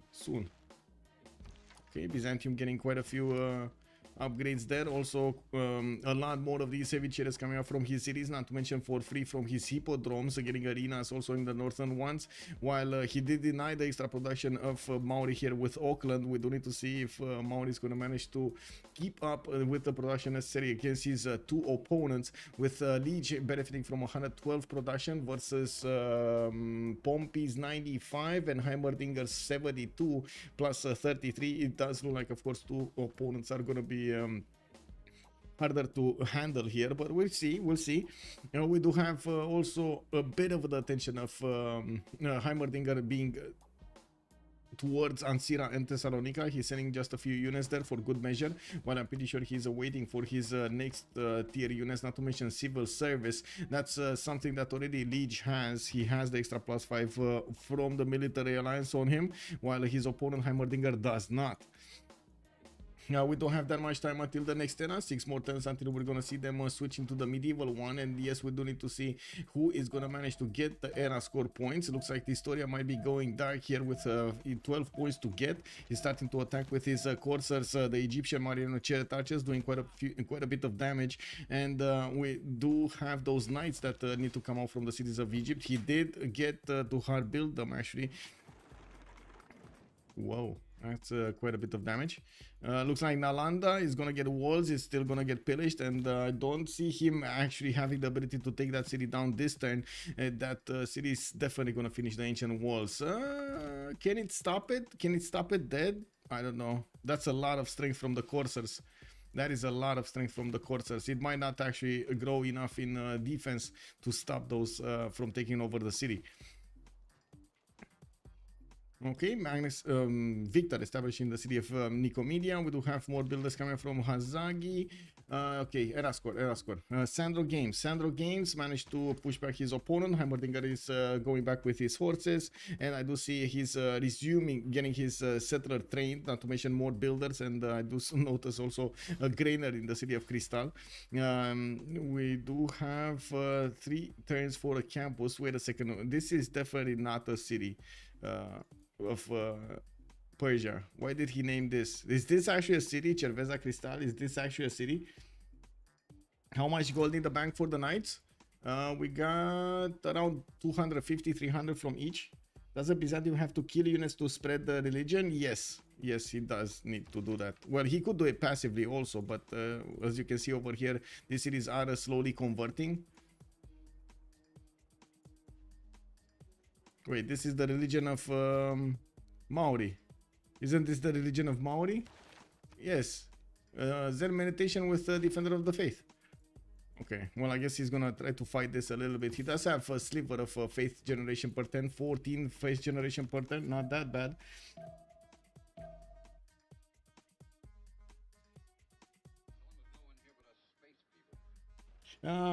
Hello, sir. Welcome. First of all, welcome, Igor. Good evening, sir. Second of all, Balbi. If you are playing 4 versus 4 multiplayer and you spawned on a perfect protected area where enemies can't land, can't get to you for the first 100 turns, what top 3 civs would you want to play?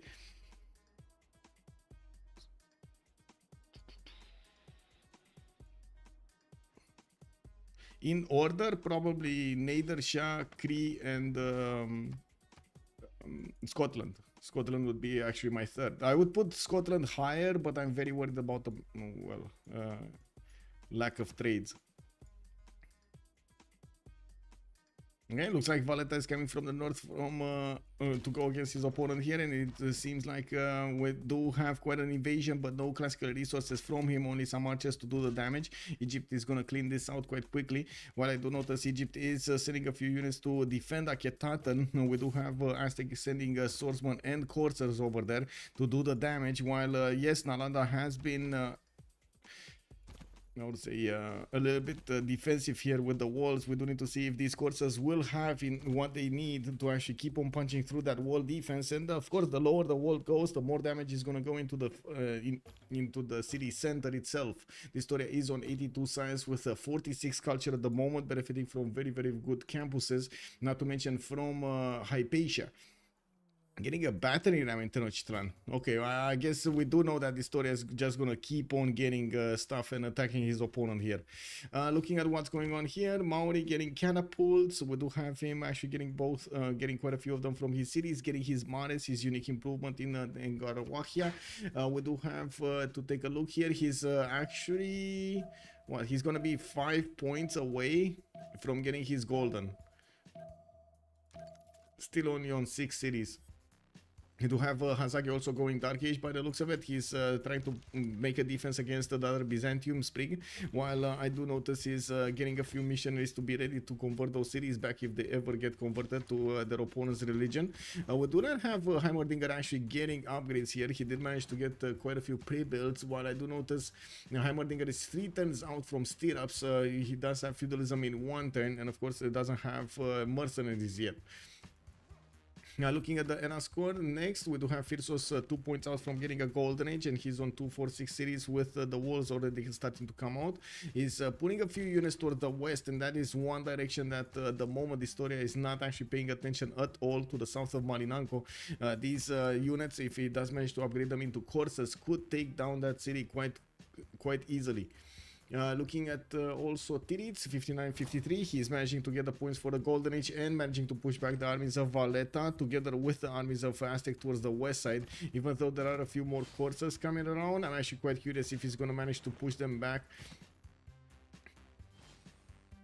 Okay, well, more knights upgraded, Also 3 turns for Statue of Zeus in Swen. It's gonna give him a decent defense on the east side also to plug the choke, while Byzantium has tried to actually get some more pillages here on the lands of Persia. Looks like Persia built very quickly enough immortals to stop his opponent from doing anything. Also Pompey, 37 out of 39. Looks like Dark Age is going to be the name of the game. We do have him getting a holy side, probably for Sprig here. And I do notice he's getting a campus also in 5 turns from Bragancia. We do have him deploying a few of these swordsmen to the southwest, which do deal in a decent amount of damage against the Toas, but to be honest, I don't think that's enough. He definitely needs men-at-arms or stronger here. He's actually going to go for stirrups in 4 turns, with Divide Line coming up also in 4 turns. Is that going to be enough time? No, there's not enough time.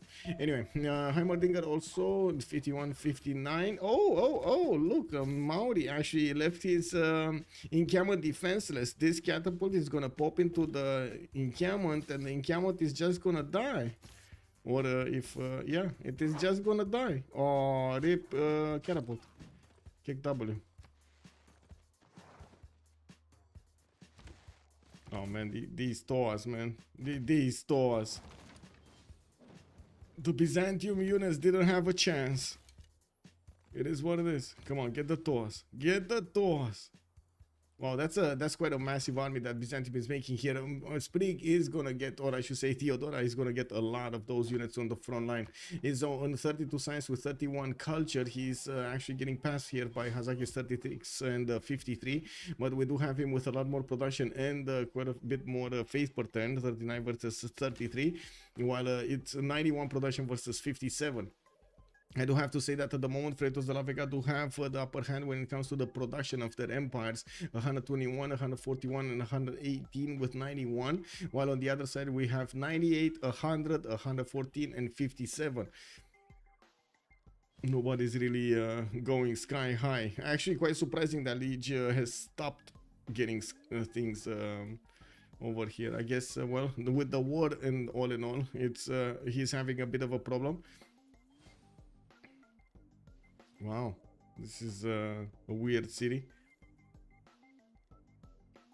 Who has crusade belief? Theodora. The purple Byzantium. Also, why is Sasagi always IRL now? 4 cities 1050 with 1 city-state kill? Yeah, I don't know. Wait, did he even get a city-state kill? I don't think he even got a city-state kill. No. That's not even, this is not even a city-state kill. This is just a city that he placed. Oh well. Let's see when he's gonna get his Tagmas. I'm actually quite curious when he's gonna start putting down those hippodromes to get the Tagmas. First of all, we will need a few more units to handle the Byzantium ones. What belief did the Basil get? Basil went for Shrines and Temples, Eternal Preachers, and Cross-Culture Dialogue. Bellorito. He's getting the culture, he's getting the spread, and he's getting the science out of the spread. And I guess he would definitely want to convert Liege over here to get the science from his population, while Liege casually deals with the units of Byzantium one by one. Heimerdinger is going to need to get higher strength units to deal with these Toas, and I'm pretty sure by the looks of it, Liege is going to have a bit of a problem with this. Already we do have a crusade activated in the how to say, on the units of Maori. He doesn't need to step on the same tiles of the territory here. Now, there is also an encampment being placed down towards the south of Nicaea. I do notice Portugal is going to get a commercial here from Beja. A bit surprising though. I was expecting him to actually put the harbor here, but maybe he's keeping it for something else later on in the game. Now we do have also the Toas arriving next to the city of Beja with one of these catapults in tow. He does have a General Ethelfled there, giving wait, is he? Whoa. He's pushing also the other encampment towards the north of Nicaea. Well, this is a bit of a problem for both of his opponents, to be honest. Is there an attack here? Looks like Freritos is just keeping these horses, trying to see if there's anything in Malinanco, but he's gonna find out quickly that there's nothing. We do have Distoria also repositioning his units next to Teayo, while I do notice his knights are gonna need to move forward. Now we do have them needing to first of all take out Valletta, then reposition towards the north of Achetaten, and I gotta say this is kind of a risk that Tirits is taking, a calculated risk that Aztec is not gonna push him, thinking about his military points over there. Well, next then we do have this discovering machinery, and looking at their economy, there is quite a bit of gold being generated by Team Ulyss, but look at Freritos, 124 gold on Firsos, 68 gold a turn on Tirits, and Pompey is on 31, and yes, Heimerdinger is losing 1 gold a turn, but it's not that big of an issue right now. We do have Portugal managing to take down one of the opposing Toas, and there's another one half HP remaining, and I do need to see if he's gonna get new ones. Of course, his encampment got taken down here, and by the looks of it, Liege is gonna need to repair it.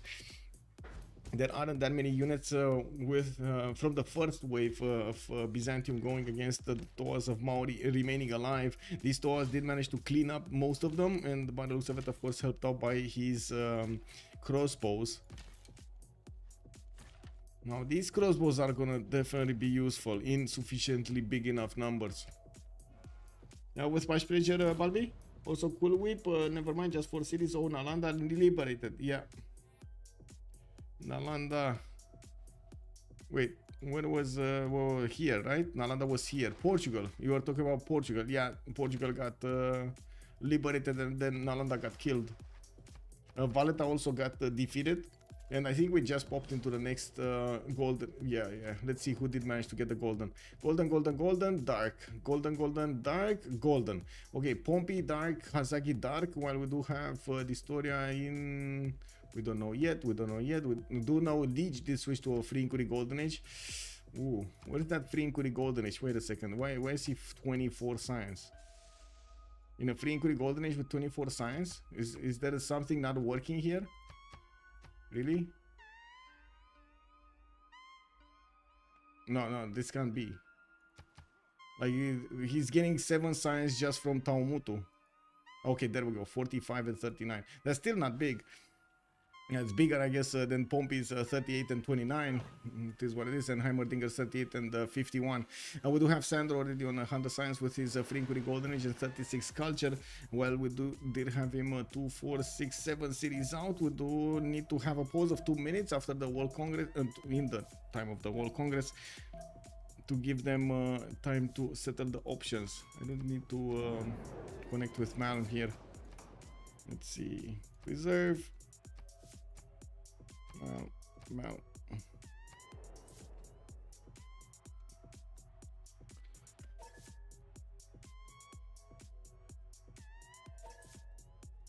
Okay, there we go. So pause 2 minutes, and we're coming back after this. Who got the merchants? I'm going to talk about that after the pause.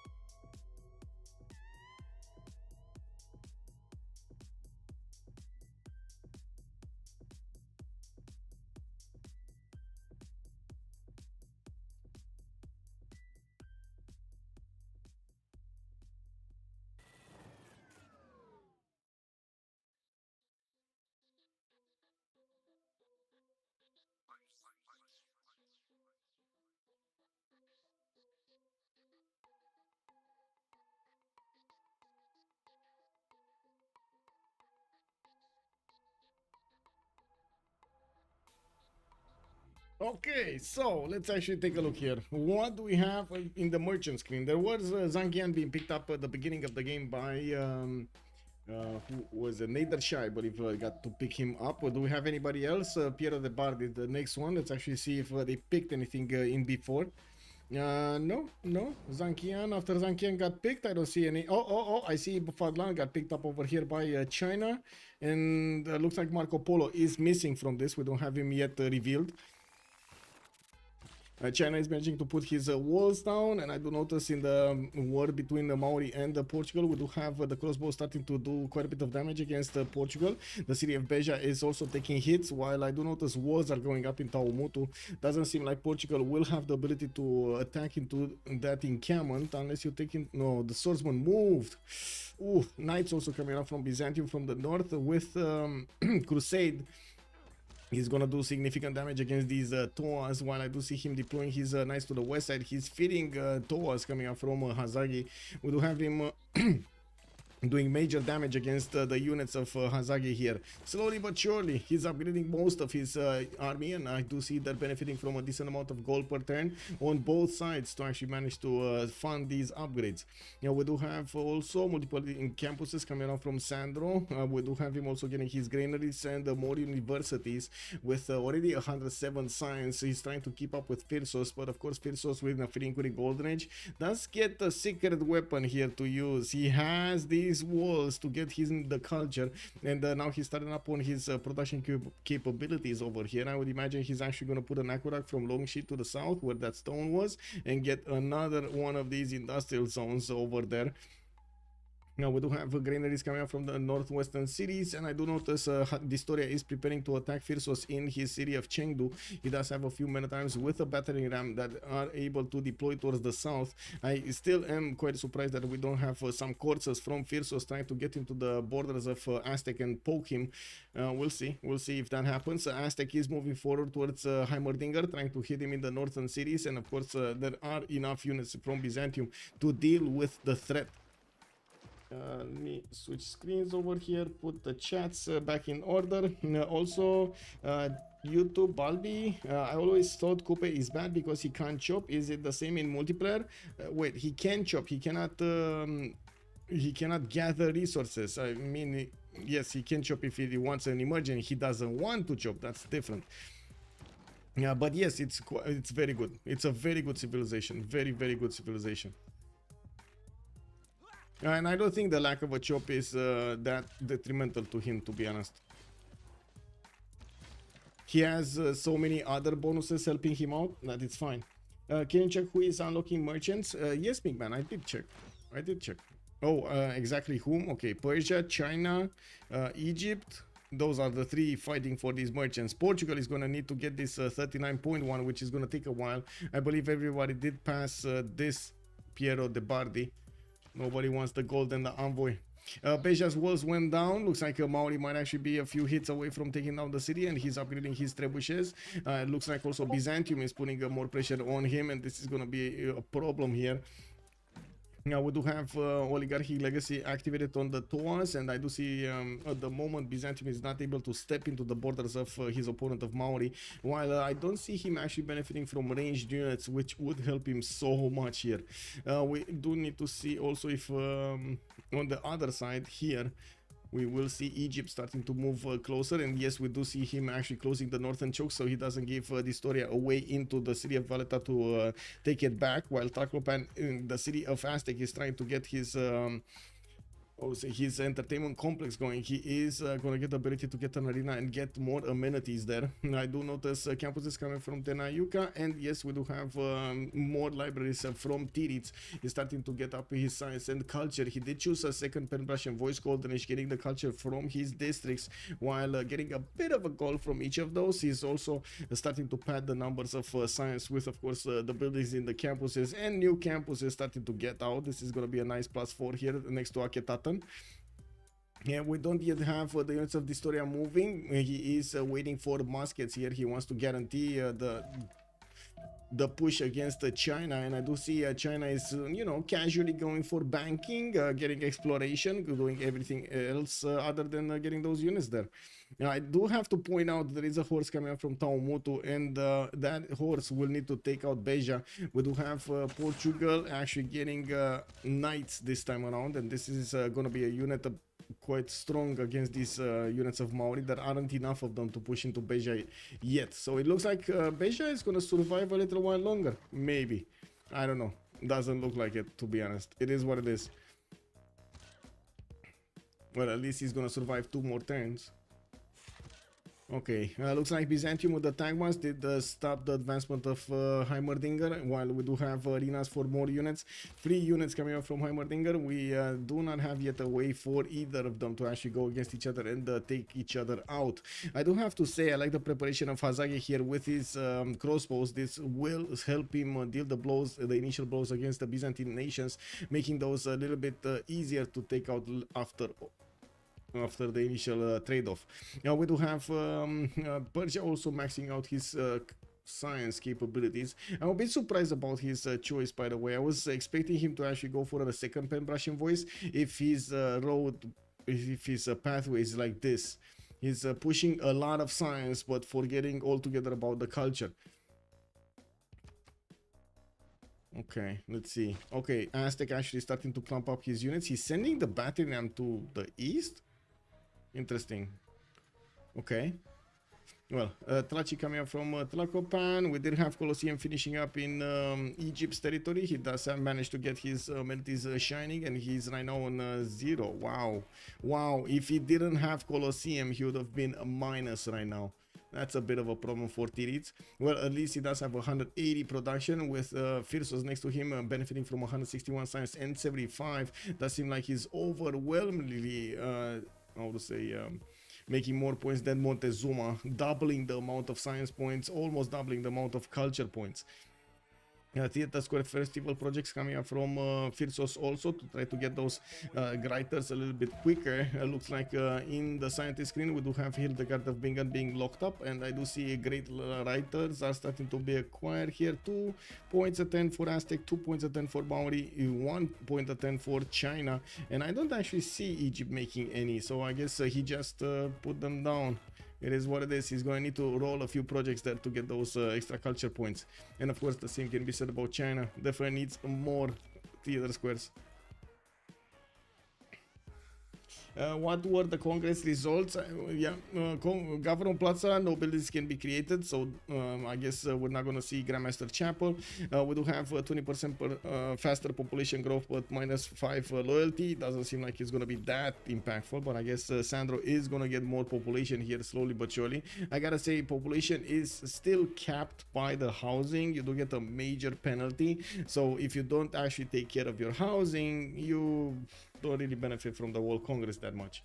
We do have Cleopatra also gaining 2 Diplo victory points here on Egyptian Tirits, and since he will have the opportunity to actually get the city on the southeastern coast, we're going to need to see if he's going to go for that effort of building the Statue of Liberty. He still has cities inland to settle on the east, not a problem for him, and from what I do notice, he did the retreat from pushing into Persia.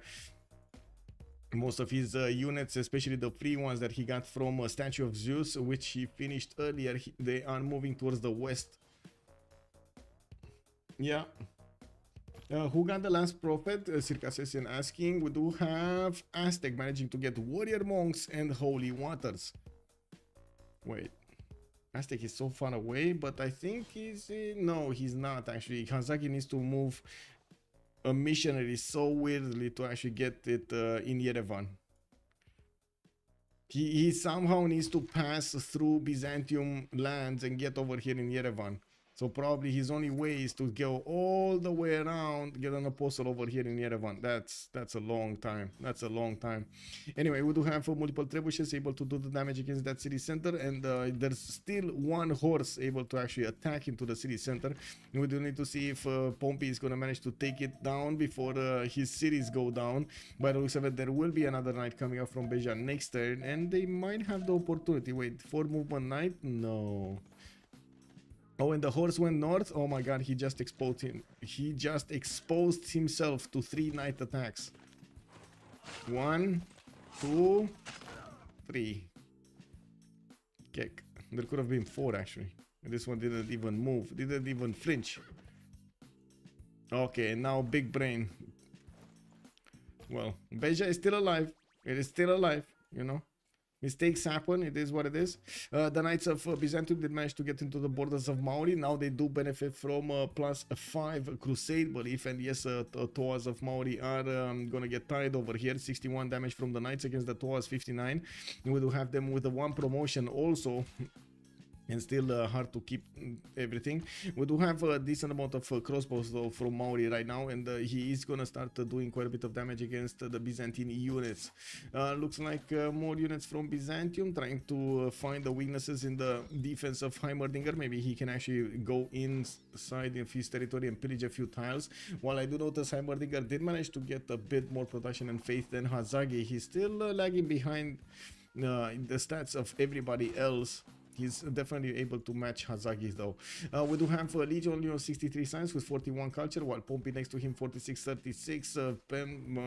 There is a Golden Age on Maori, while we don't have a Golden Age, we got a Dark Age on Pompey. That is quite unfortunate. The economy though is also non-existent over here on Portugal. Okay, is the secret weapon coming or is he not gonna join the fight? Okay, he's coming. He's getting his encampments ready. Okay, he's building muscles right now. Sandro Games is building muscles. Guys, we need to create a Sandro challenge. The more push-ups he's gonna make, the more we're actually gonna, I would say, call him the secret weapon. Can we do that? Good evening, Timo Archer. Hello there, sir, and welcome, welcome.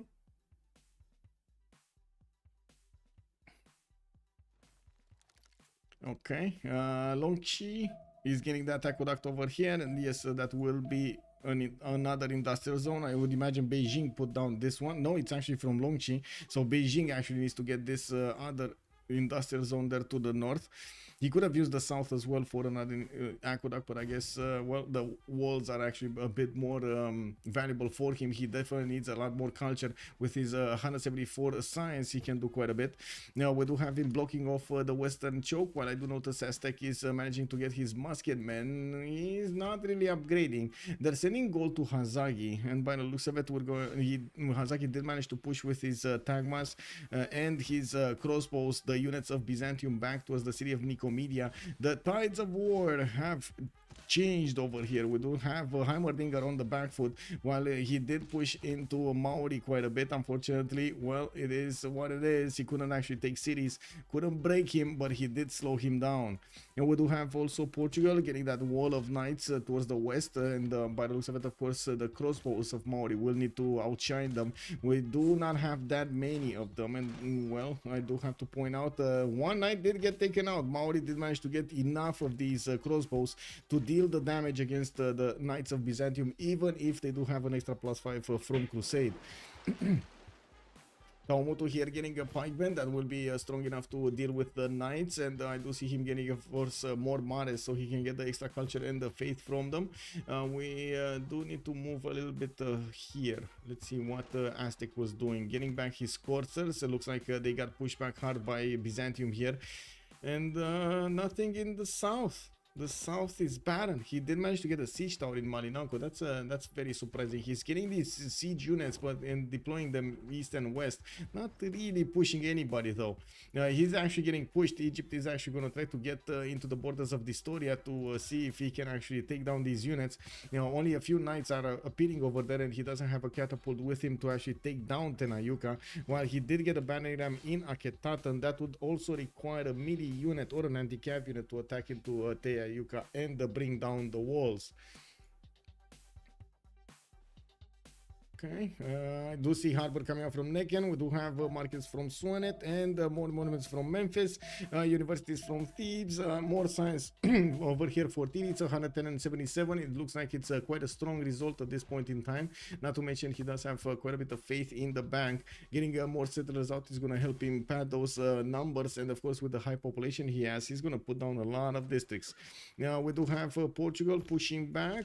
Byzantium still has a problem with the other Byzantium Byzantium. Hazagi is getting advantages here, and but I think it might actually change. It might stop, because the moment he cannot do any more damage against these units of Byzantium with his crossbows. I mean, that's the problem. He shouldn't be able to see this. He shouldn't be able to see this. Oh well, it is what it is. What did he do? Climb into the trees to actually see that unit? Kick. Yeah, I don't think he sees that. I'm pretty sure he doesn't see that. Anyway. Okay. Byzantium hesitated and he didn't do that. Okay. Okay. Maori, just sitting in his borders, trying to put the pressure on his opponent, managing to take down a knight here. But we do have Portugal with many units positioning to defend the city of Beja, especially since that city is very low HP. Lisbon is going to get another settler for him, and I do see Funchal also. He did lose a city from the north. Unfortunately got liberated here by Aztec and then smashed to the ground. Multiple aqueducts also starting to get ready from Beijing. He's putting that second industrial zone here from Jiaodong actually. Well, we do need to see where he's going to put it from Beijing. Is he going to put it here or is he going to put it here? I don't know. He doesn't know about the coal tile, so I guess we'll see. We do have him going for military tactics, so that's going to allow him to upgrade the pikemen and the men-at-arms. I don't really see prebuilds for either unit, and at the same time, of course, he could go just keep on going towards the top three. Military tactics opens up mass production, but he doesn't have harbor, so I wouldn't really say mass production is that big. Anyway, it is what it is. He should also start making a lot of gold, especially since he has quite a few traders with Tirits. We do have him on 200 gold at 10, Tirits is on 130, Pomp is on 41, and Heimerdinger is on minus 19. We do have Pingala establishing finally in the city of Neken, and I do see him moving to the north towards Mogadishu with another settler. While he did retreat his Marino Cheratar just from the borders of Persia, he's gonna need to plug that choke with a stronger unit. It doesn't look like he's able to actually punch through the Aztec defenses, but it did force Aztec to upgrade a few more of his units. He's actually deploying and upgrading them in Tenochtitlan. That's gonna take a long time to move these units anywhere. Where is he going with this? Is he actually going to try to take out Jerusalem? Is this his plan? Okay. I mean, it's much more open territory. It's 4 tiles, actually 3 tiles apart in the narrowest choke versus the Chengdu opening with only 1 kick. Anyway, Beja, still getting attacked. Maori still unrelenting attacks against Portugal. We do have him keeping that city down, so just 1 unit can take it over, while with the pikemen coming up on the front line, they can definitely do the damage against the knights, following up the attacks of the trebuchets and the crossbows. He would require a lot more crossbows though if he wants to guarantee this attack, the success of this attack. Anyway, now we do have also the 2 Byzantiums fighting on the west side. Looks like one of the Byzantine knights somehow got behind enemy lines here and took down a level 2 crossbow, and I do see attack but just waiting there to jump on the opportunity to take it down. We do have an apostles also coming here, being bought in the city of Ansira. I would assume this would be to actually convert his neighbor. China city on Basil Coast. China city on Basil Coast. Yes, Handan actually has a city here. Ooh. And also Maori. Well, I guess Maori is just, Maori being over here in the south. But yes, these are 1, 2 cities, possibly 3 if he actually can. Yeah, he can get hits from a frigate into Thessalonica. Well, let's see. If China is getting galleys over here, he's going to start getting his cartography, and looks like Freritos is trying to do just that. You'll definitely require a builder to chop quite a few of these galleys so he can have a navy. This will change the dynamic of the game considerably, especially because these are the seas in which Sandro and Byzantium are trading, not to mention Maori and Byzantium are trading. In the teamers meta, is there usually a designated goal maker? Yes, you do usually have somebody. Also, Spilke, good evening, sir. What are era choices? No buildings in the Gavron Plaza. We do have 20% faster population growth on Nader Shah, and Cleopatra getting 2 diplo points.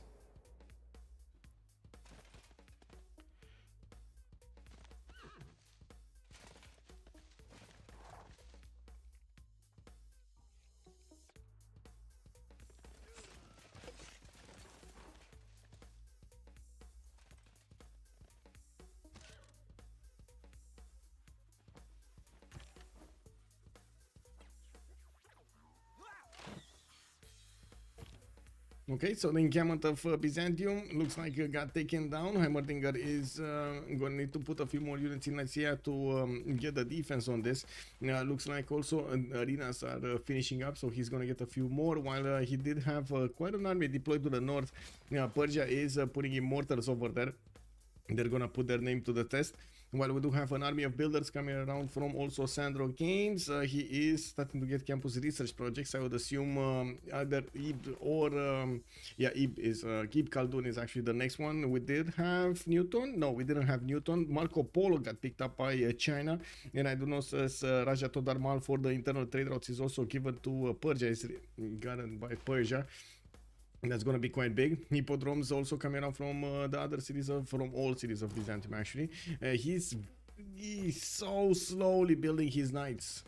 Looks like Heimerdinger over here, 113 production. Does have more than Hazagi, but he's still making these units very, very slowly.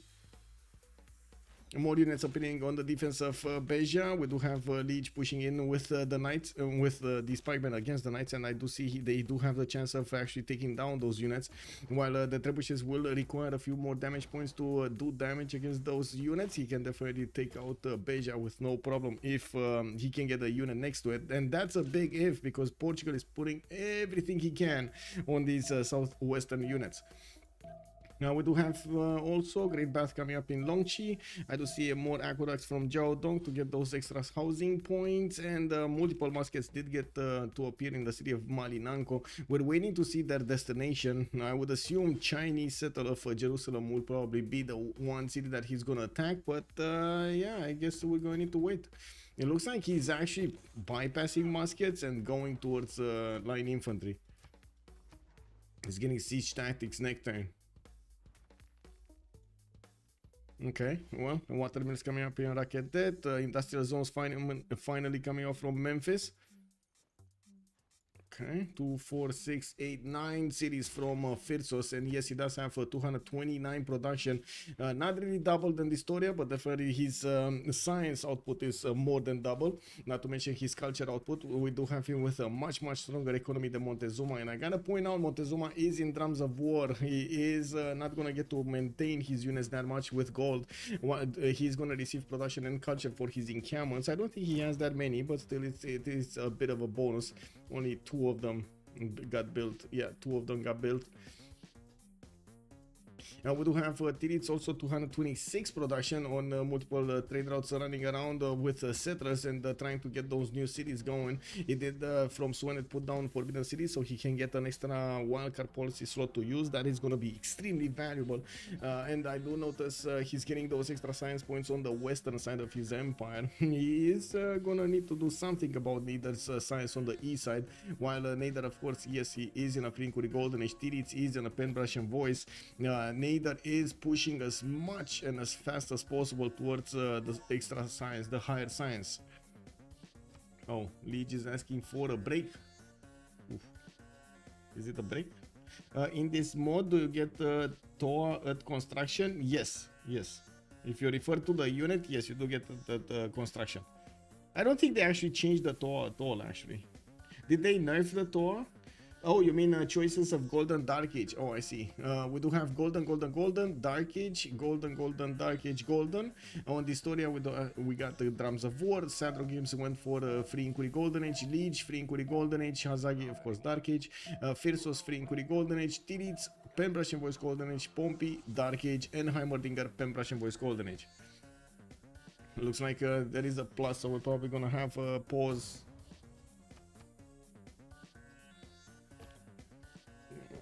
Okay.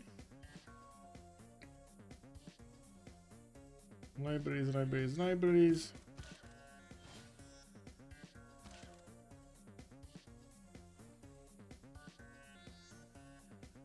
Okay. Is Liege punching through? Oh, he deleted Beja. He deleted Beja. He got in before Pompey could react and took out another city from Pompey. By the way, he was 6 cities earlier. Now he's down to 4, and he's gonna put another one for 5. Well, we're going to need to see if Leech is actually gonna follow up. That was a very dangerous placement, by the way. It gave Mauri a significant advantage of pushing in. Yeah, while I do see Byzantium Theodora is having trouble actually withstanding the damage from these Byzantine Tagmas. He is managing to get a wall of units here. A spy coming up from Tehonianga Nuia Coupe. We do have more crossbows promoted, upgraded over here, and yes, new traders coming out. Quite a few of these pikemen that are now starting to meet men at arms on the front line, so this is gonna be quite a weird skirmish. I think this is gonna change the dynamic. Oh.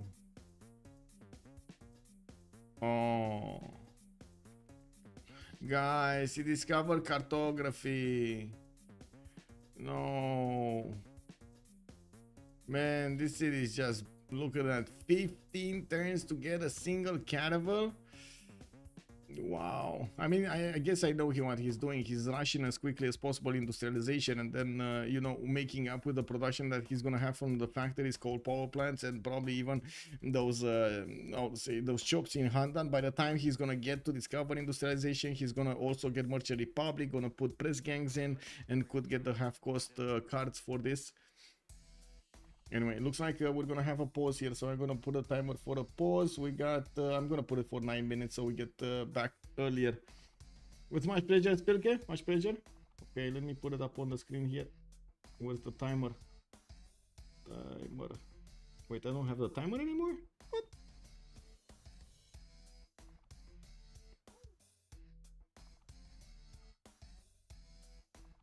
Oh my god, I don't have the timer anymore. Give me a second.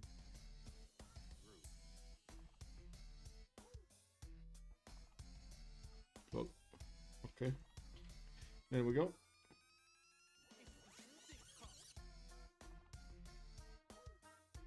Okay.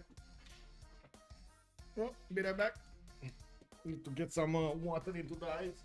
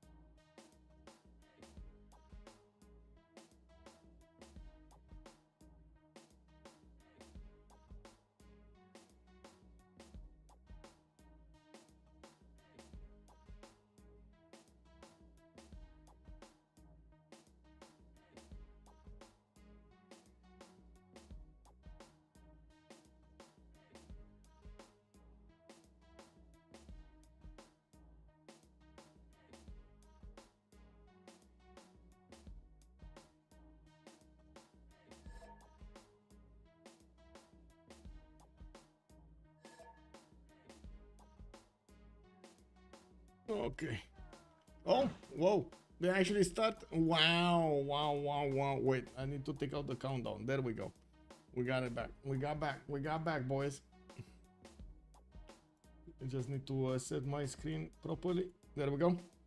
Okay, so industrial zones coming up from Beijing. He's gonna get higher production here. He's on 42 right now, and finally he's gonna get this +5 next to the mountains. We do have him getting his universities for the higher science. While I do notice he does have more science than Sandro Games in both including golden ages. Now, Sandro Games is starting to put down his encampments, getting more production towards those military units with only 172 right now. I don't really see him setting up industrial zones. This might actually come back to haunt him. He is gonna try to get his military academies as quickly as possible, while I do notice he's going for siege tactics. That's gonna also open up the way towards military science. Now, Beja got taken earlier. Maori is going to manage to push through Pompey's defense, and by the looks of it, we do have Pompey trying to attack back and take as many units with him as possible. We do need to see if Maori is going to get his production to ramp up, and by the looks of it, Byzantium is managing to do quite a bit of damage here against, or I should say, Hazagi is managing to do quite a bit of damage against Heimerdinger. While we do have a few trades going around, it looks like Byzantium will need a lot more production on both sides. Both Byzantiums will need a lot more production. Izetia, thank you so much for the follow, sir. Much appreciated. Much appreciated. Now we do have also multiple encampment. Oh, I see. I did say this. Portugal managing to get to his navigation schools, and this will increase his science per turn. We do need to see him getting a few new campuses also. This is going to be a nice +2 over here next to the city of Porto. While I do see Evora is going to get a +3 next to a very explosive volcano. I don't know if that is that wise actually to put it next to a volcano, but it is what it is. It's not like he had another place to put it. No reef tile in the water. Now we do have Distoria getting a massive army at Muskemen, and I'm pretty sure he's preparing line infantry. So he does have 5 more turns until he's going to get his military science to discover the technology, and he could start marching towards the cities of China after that. Actually, I think it's a little bit earlier. He's putting units in both Tenochtitlan to try to punch through Chinese defense in Chengdu and towards Jerusalem to actually punch through that line. Now, while we do have a much stronger economy on one side, looks like Sandro is managing to counter this with 147 gold per turn of his own. Hazagi actually has a strong economy. He started trading on the water with Persia, and of course he did get a few campuses going. We do have the first Chinese galley getting out from Handan, and he's trying to put a quadrim in production. While we will see him get industrialization in one turn, we're gonna see him also pop quite a few production points higher than everybody else. He's on 240 right now, and I'm pretty sure next time he's gonna be what, 260, probably 265. While we do have Tiritz on 247, he doesn't have his industrialization yet. We do have him with 10 cities and getting his square rigging next turn. He's not that far away from getting his own industrialization. Okay, gunpowder coming up in 2 turns for Hazagi. He is not really managing to break his opponent here, Sprig. He's managing to do damage, but not managing to break him. They're trading units, trading and more trading. Well, we do have Maori with a bit of an issue here. Portugal is still on his borders, and he does need to push him back. While he does have the stronger army, well, he can't really move away from his borders, opening himself up to attack from a Heimerdinger. It needs to get his spy into one of his opponent's cities here and try to get that extra diplomatic visibility over them to get an advantage for his units. Okay, James of St. George got taken by Byzantium, Heimerdinger, Constantinople. I do see China did manage to get Isaac Newton. This is very important. While Persia did get Ibn Khaldun for the extra bonuses from amenities. He is on +3, so yes, he does have more bonuses over here. Now, while we do have him actually fighting off the Byzantine units, looks like he should be able to do this without that much of an issue. Oh no, he's not. Easy. Is he? This knight has a promotion. This knight doesn't. This one, no. Okay, I'm actually quite curious. Is he gonna do? Because it doesn't look like these immortals, even if melee attacking the Byzantine units, are doing enough damage. Now, where are they on converting each other's religions, though? So, okay. Looks like Hazagi is about to convert Engarawahia. He does need to move a little bit south over here with his apostle, but he's gonna get there, and he's gonna get an extra +2. Can he get a religion from Persia? No, Persia didn't get a religion, right? No, it's actually Montezuma got the last religion, but he's so far away. He's so far away in the city of Yerevan. And then on the other side, we do have Sprig that needs to somehow get an apostle so far into the lands of Egypt, actually.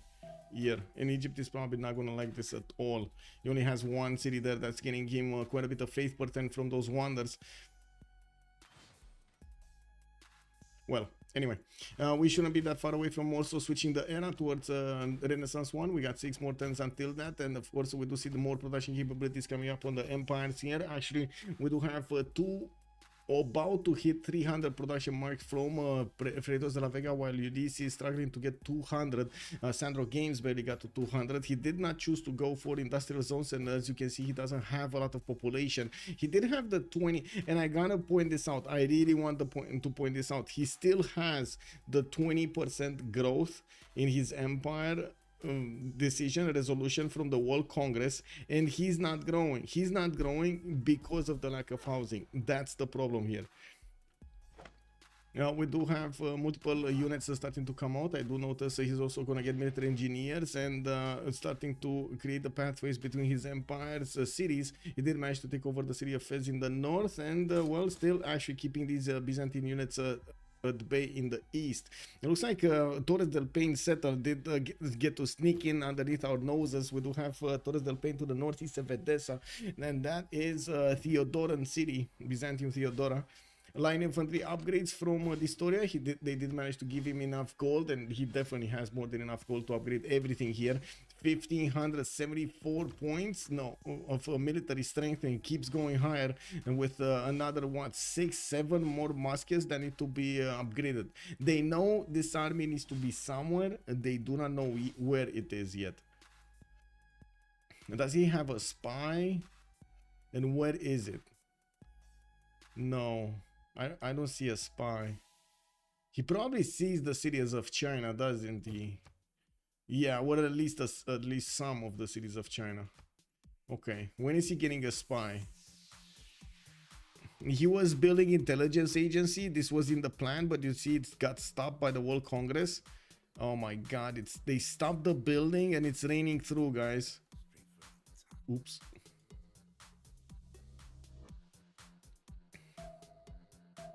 Factories everywhere. China getting his production up, but I gotta say, if he's not gonna be quick on the units here, this is gonna be a problem. These 81 strength units line infantries from Aztec are gonna be able to do very big damage points quickly, and I guess it is a bit of a problem for Aztec because he is not actually moving fast. That's the problem. He does have a medic also with him. I do see more military engineers coming in, connecting his cities, and also allowing him to move faster through these tiles towards the south of Marinanko. A medic and Abu. Oh my God, wait, this is gonna be a major problem for Freritos. He needs to click on tanks, steel walls and tanks, but he's going scientific theory. Freritos over here did not get the memo. He did not get the memo. Well, now he's putting Corsairs in production, and I'm pretty sure with his new production capabilities, he's definitely going to get them quickly. 308 production points on the Fearsonian Empire, 267 science, and 101 culture. He should get steel very quickly and nullifying that siege tower. Now we do have also units coming out from Corsairs coming out from Egypt, trying to plug the chokes to the west side. He did make a line of units over here. Only one line doesn't have the second row.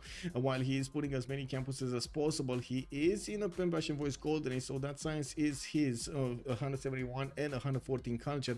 While the culture is going to go up as more of these rattlers are going to be recruited. He does definitely need more science. Portugal, still getting his navigation schools. This actually helped him up to 77 science with 35 culture, while I do see Liege is on 89 and 49. I'm pretty sure Liege actually uses the double harbor card right now, isn't he? Yeah, double harbor card.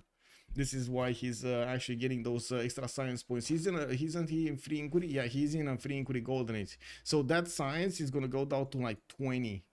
Or some, not really like 20, but he's gonna go down like 30, 40 or something, half of that size. So we can even count.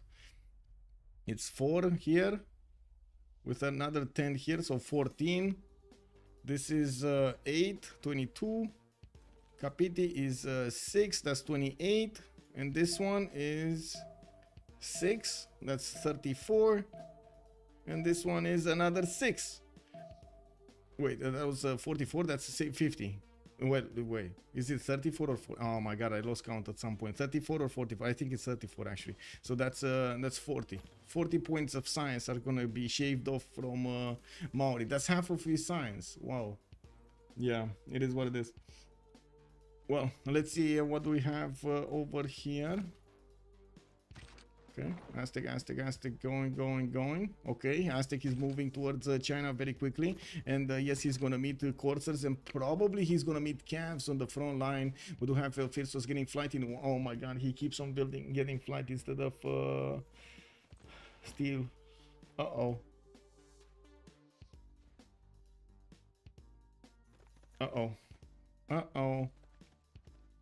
Yeah, this is the problem. He does see the damage. Like his units are dying left, right, and center if they're trying to attack. Even the Corsair is dying if it attacks. Just looks funny at the line infantry. Anyway, yeah, it is what it is. We're going to need to see if Freritos is going to manage to find the answer to stop this attack. He's going to fill the first wave of attacks in the city of Chengdu with the line infantry is also getting the benefits of the military engineer creating the road there, the pathways towards Chengdu much quicker. That is going to be a very swift attack here against that city center. We don't really have either Byzantium actually managing to take down each other here. They are managing to get some wins here and there, but they're not managing to overwhelm their opponents. Muskets are coming out from Maori, and he will get to couple them together with Toas to apply the -5 from the Toas against Byzantium. And I do notice Byzantium's level 2 crossbows are deadly to both the Toas and these muskets. We do need to see if Liege is gonna start moving to the east. Not really. He's just getting a few more crossbows and builders. He did get his Mares everywhere, and also going for his military science in 3. Well, I guess line infantries it is. And this is the question: when those boats of China will arrive, and they will arrive, will he be able to take out the Persian coast and also the Byzantine coast, or he's just gonna be what is he gonna die to Aztec before he does this? Because right now this is the priority, right? Defending against Aztec, not putting pressure on anybody else. I gotta say the science is a bit critical here. We got 2 players with more than 200, well, about 200 science on one side, with only 1 player on 250 science on Ulyss. Everybody else is under 100. 222 has joined the round table. Leonard, hello there, sir, and welcome. Thank you so much for the follow. Okay, we do have caps coming out from China, at least that. Okay, come on, China. Upgrade a few caps here. Slow down. Well, it looks like the initial defense got taken down. China's archers are gonna feel the sting of all of these units here from Aztec. They can't even do anything about them. 97 strength line infantry is coming to attack Chinese cities. Now we do have also to take a look at Byzantium's backline. He is actually getting a few heavy chariots. Did start to push into the defenses of Persia here, into that semicircle of immortals, and it looks like he's successfully taking at least 1 down. There is a military engineer creating the resupply line towards the front line, and I do notice at the moment he's not getting any units. He wants to finish his military academies before he starts getting his military units out. Those campuses of Egypt are going to finish in the next few turns, and the science is going to go much higher. We do have him on industrialization in 2 turns, getting those extra bonuses for his production capabilities. Not to mention a spy is coming out from Rocket Debt. Universities E1, Valletta, more builders. And I do see on the west side he doesn't have anything to fear from Montezuma here. Aztec is also on +7 luxury attack bonus, another one of the bonus perks of the line infantry is managing to get so much damage. And wow, he hesitated, and now he's gonna need to attack into a cav with his line infantry. That is a bit of a problem, but it doesn't look like the Chinese cav infantries can actually defend against this, to be honest. Is this a bug? It looks like Freritos keeps going for flight. Is this a bug? I think this is a bug. I don't think he's actually discovering flight. Nationalists are coming up in 6 turns from him.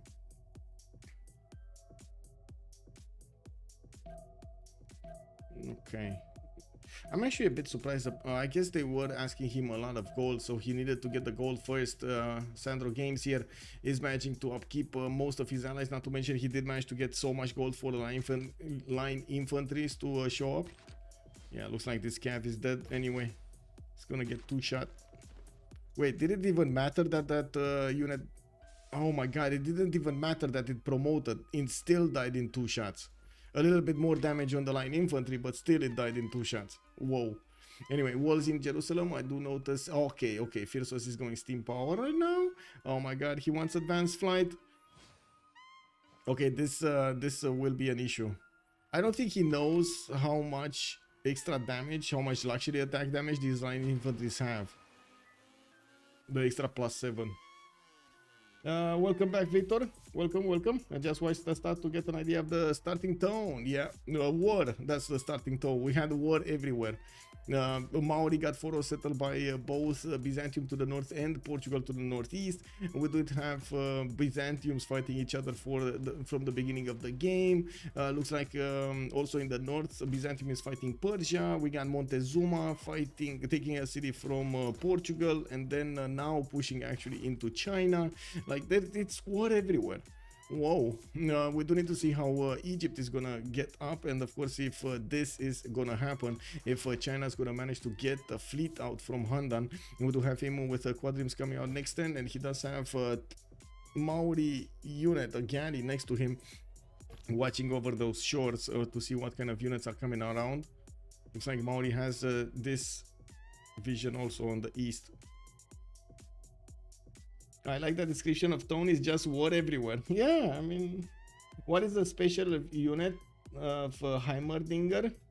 I think it's the Dromon, right? The Theodoran, or I should say Byzantium's unique unit common to both the leaders is the Dromon.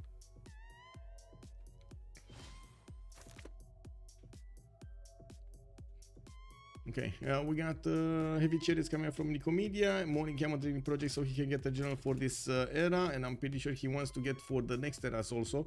We do have actually Heimerdinger getting his gunpowder in 5 turns, even though I don't really think he has any upgradable units into that. He's probably gonna try to get to ballistics as quickly as possible.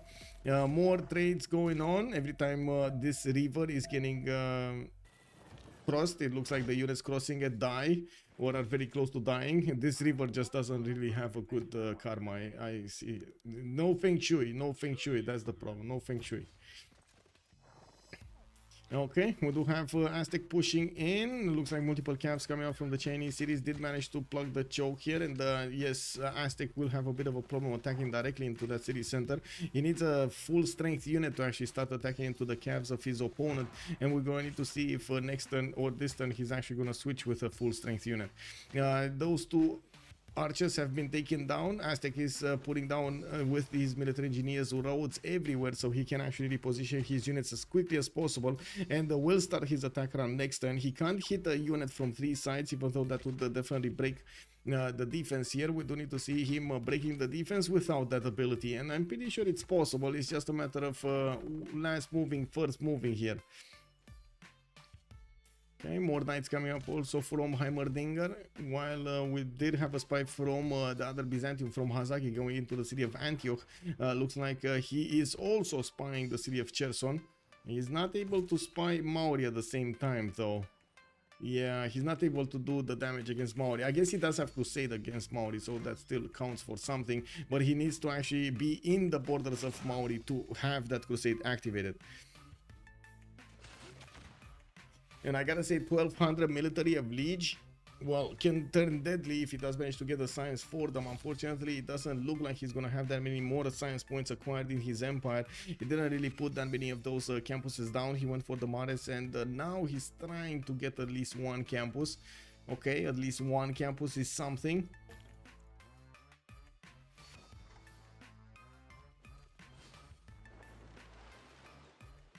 Okay, Portuguese now starting to get those unique improvements. I do see Byzantium, of course, is going to start trading also with Portugal. Now that external trade routes are available for Pompey, he's starting to get some gold. Now we do have him at the moment with 45 gold a turn. Tiris is on 170, while Firsos is on 115. I do see there's no more movement. Oh, Aztec did manage to get the promotion on that forward line infantry. Very good, very good. That's going to replenish the health and going to give him the opportunity to start attacking into the other one. He does need to get this style so he can attack into the city center or even get out of that position. This is a hard position to get into and smash the city. That's why he chose to march his main army towards the city of Jerusalem. Much more territory to deploy them. Okay, let's see which unit is he actually gonna choose. He needs to do the last moves. He needs to do last moves here.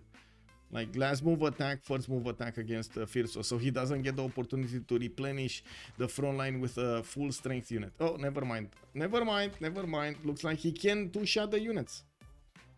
I mean, did he switch a card or something? Because this is significantly more damage against the Cavs than we've seen earlier. So Intel +5, Oligarchic Legacy +7, extra. Oh, he went into a Dark Age. That's what happened. We switched the era and we went into a Dark Age. We got Hazaki here, Heroic Age, but the story is Dark Age, and he put the card in for the +5 Twilight Valor with, of course, Oligarchic Legacy next to it.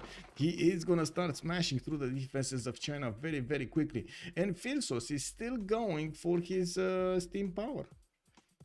I mean, Monsieur Firsos, when steel walls, because these ancient walls are not gonna hold.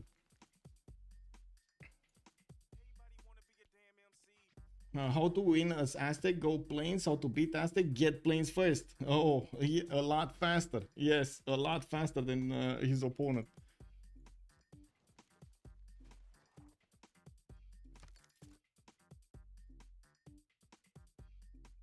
Okay, crossbows, crossbows everywhere. Okay, finally a campus at +2 only. What's happening here? This is very interesting. I mean, if China, okay, if China's getting a builder there, he's gonna plug in Magnus, but he can't actually invest into a builder to get it quicker. That's 8 turns for him to prepare something against his opponent. I guess they're not that, you know, pressured over here. Okay, in the Persian cities, we do have Queen Assyrius starting to come out of his city centers from everywhere. He's going to get his nationalism quite quickly. He's in 6 turns, while Sandro Games is also going to get tanks quite quickly. It looks like he's refining in 3 turns, and then he's going to get steel walls, and then just combustion is remaining. He's probably going to want to get go against Heimerdinger, also liberate the city of Auckland and give it back to Maori here. I would imagine he might even try to push towards the west side, where I do notice Egypt didn't manage to get the city to the north of those mountains and blocking the choke to the east. He does need to get a stronger unit there. Okay, and we got the World Congress. Let's go for this. You go, you.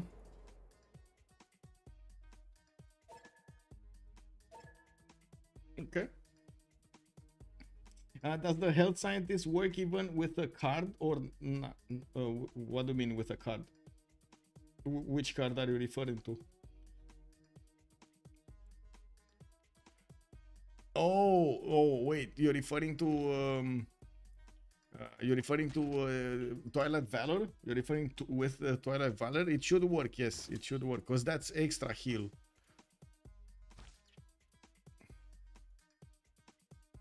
Also, this isn't the medic actually giving an extra movement point? Yeah, these are 4 movement infantries. Yeah, I know, for example, it works on the boats, right? You know, on the caravels outside of your borders. Just need to keep them still.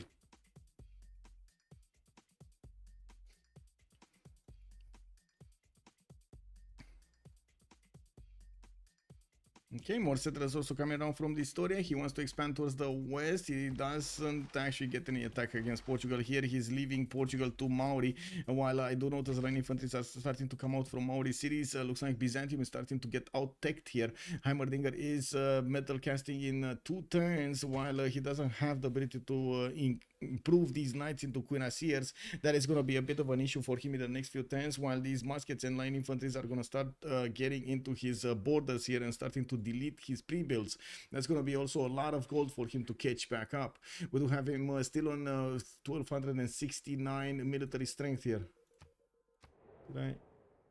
Oh, I really hope he actually voted. It is what it is. FKDN, good evening, sir. What's up, Daniel? Who got the industrial generals? Let's see. We got Gustavus Adolphus on Maori, John Dark. This is one of those Renaissance industrial ones on Byzantium. On specifically Hazagi. Amina is on Montezuma. And there needs to be, wait, was that another one or no? Yeah, that's it, actually. There shouldn't be another one, no? Yeah, no other one. General +4 taxes fields. Oh yeah, I think Theo can die here to, yes, Theodora might actually die to 3 people actually. We might see Maori take out the city of Nicaea, that for a settle. I'm pretty sure we're gonna see Sandro getting combustion with tanks, even if Byzantium upgrades into cuirassiers. That's not gonna stop the tanks. Now we do have him refining in 2 turns, nationalism in 6, and starting to pump out as many of these cuirassiers as he can. We've seen it before, this timing of Sandro. We've seen it before multiple times. and not only from Sandro. It looks like also this story is managing to get the damage on the Chinese city of the defense of the Chinese city of Jerusalem, breaking that defense in half. Even if Freritos did have time to get as many units out as possible, unfortunately he still goes steam power. Well, we do have him with the coal power plant starting up and putting down his aerodromes. Is he gonna even wait? He's not even gonna get. So okay, it's like getting flight would have been amazing to get like 4 planes and block the chokes, right? Block the pathways, but already the army passed that point. There's like no chokes to block anymore. What are you gonna do? Get 10 planes? 1, 2, 3, 4, 5, 6, 7, 8, 9. 9 planes? You wanna get 9 planes? Oh, that is quite an investment. I mean, can I have also the money for 9 planes, please? Also, Kyber, hello there, sir. Steam power while yes. This is one of those moments in which I feel like doing yeah. You know the baby sounds of Dune. It is what it is. We do have Byzantium, I should say Hazaki here, not able to push through the Theodoran defenses, but it shouldn't be that long until he's gonna get a higher technology. Ballistics coming up next turn, and he's gonna get a decent amount of gold, 121 to work with his external trade routes. It looks like it worked out quite well. We did see him kind of unfocused, but it looks like he was very focused at the beginning of the game, standing and having a plan to get everything he needs so his team and himself, of course, can get the win. We do have Maori starting to move forward towards Nicaea, and yes, we do have a few of these units from Byzantium dying left, right, and center. While at the moment Hazaki is still waiting for his upgrades, he's gonna start marching quite soon, probably next turn. Now we do not have any more attacks against Portugal, even though he's starting to get a bit more gold on his side. He's still on 150 production. I do see him 103 science with 46 culture, while he's trying to get as much production as possible towards units. We do need to see him also getting that extra technology on his units. He's not the focus of all of the boom that is happening over here on the map. It is Heimerdinger that is getting the boom, and wow, that was a fast takeover of a city. Wow, I mean, who's gonna stop Aztec now? Whoa, the Historia. Oh my god, man, he just flexed on Freritos. Oh man, this is quite a problem for Freritos. Quite a problem. Well, he's still getting airplanes. Man, he wants to fly. I cannot fault the guy for wanting to fly, you know. Yeah, we do have also getting these line infantry starting, well, needing to actually move towards the other cities. I'm curious if he's gonna try to go towards Chengdu or gonna move directly towards the main cities of China. Wait, is he still going planes?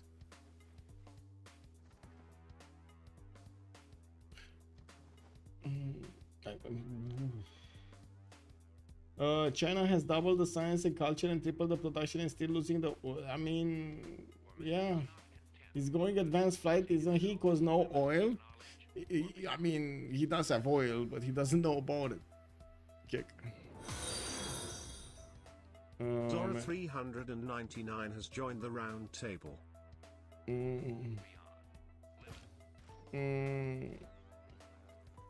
Zora, welcome back, ma'am. Bonjour, bonsoir. Actually, bonsoir, madame. Yeah, very great. Bon dia, Ibex. Hello there, sir. Welcome. R360 also. Hello there, sir. Welcome. We got Victor establishing the city of Chengdu, and we're going to see where these units, these infantries of Historia are going to go next. We do have him also pushing a little bit into Tiritz's territory, trying to benefit as much as possible from these technological units. We do have more of them coming out of his northern cities, and they're getting out quite quickly. They do not have yet pathways created everywhere. Those military engineers are going to need to start working these roads here between Texcoco and Tenayuca to help him replenish that front line much faster. We do have actually Maori managing to get right next close up and personal with the city of Nicaea, and you do see him winning 2 tiles right next to that doorstep, while we do have multiple Byzantium cuirassiers starting to get into the borders of Heimerdinger here. Heimerdinger is 4 turns out from his own ballistics. We're going to need to see how many units is he going to lose before he's actually going to get this win, or before he's actually going to get the technology to upgrade them. Zora 399 retained his knighthood for 14 months. Ooh, thank you so much for the tier 1 sub. Much appreciated, Sora. Thank you. We got more upgrades here. Hazagi is going to need to start going forward. And yes, I do see that Fisonian galley dream that he had in Handan, which would have been so impactful, by the way, against his opponent over here. It would have been so impactful if they managed to get a navy in between Persia and Byzantium, not to mention even put pressure on Maori. Oh my god, that would have been so impactful, but it didn't, unfortunately. Yeah, and no more time. Leech manually disconnecting. Oh, hotkey bug. Hotkey. I mean, shouldn't he just tell us? Anyway, it is what it is. Chengdu gonna be taken down. Looks like Bombard is also making his appearance felt there. And of course, the two line infantries are gonna manage to take down that city, even if it does have cav cores inside. Mont Saint-Michel is coming out from Sweden. That's going to be a bit of a science culture boost over here for Tirits. We do have him on 385 production, but we've seen Freritos' 366 production, and it doesn't seem like it actually helps him out that much. He's still on radio 210s. He's still going to need the advanced flight a long time from now, and it looks like he's going to lose his series before he's actually going to get to flight. Wait. Okay. I gotta ask, should we put up a prediction? Or I can't put up a prediction until I finish the other one. I'm thinking.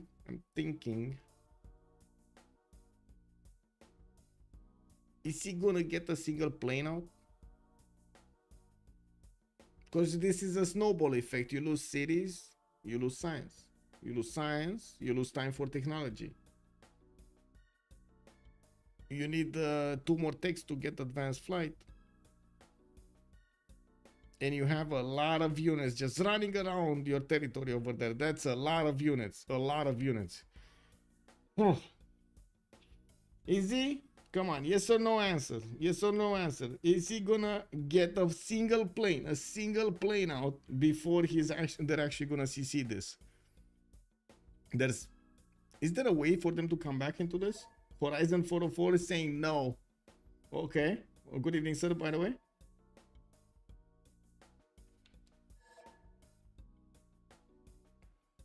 And I think this is exactly the time that Freritos de la Vega is gonna use to try to see if they can actually bring this back or not. They're definitely thinking between themselves what they can do to bring this back. It's all gonna be probably on Egypt, to be honest.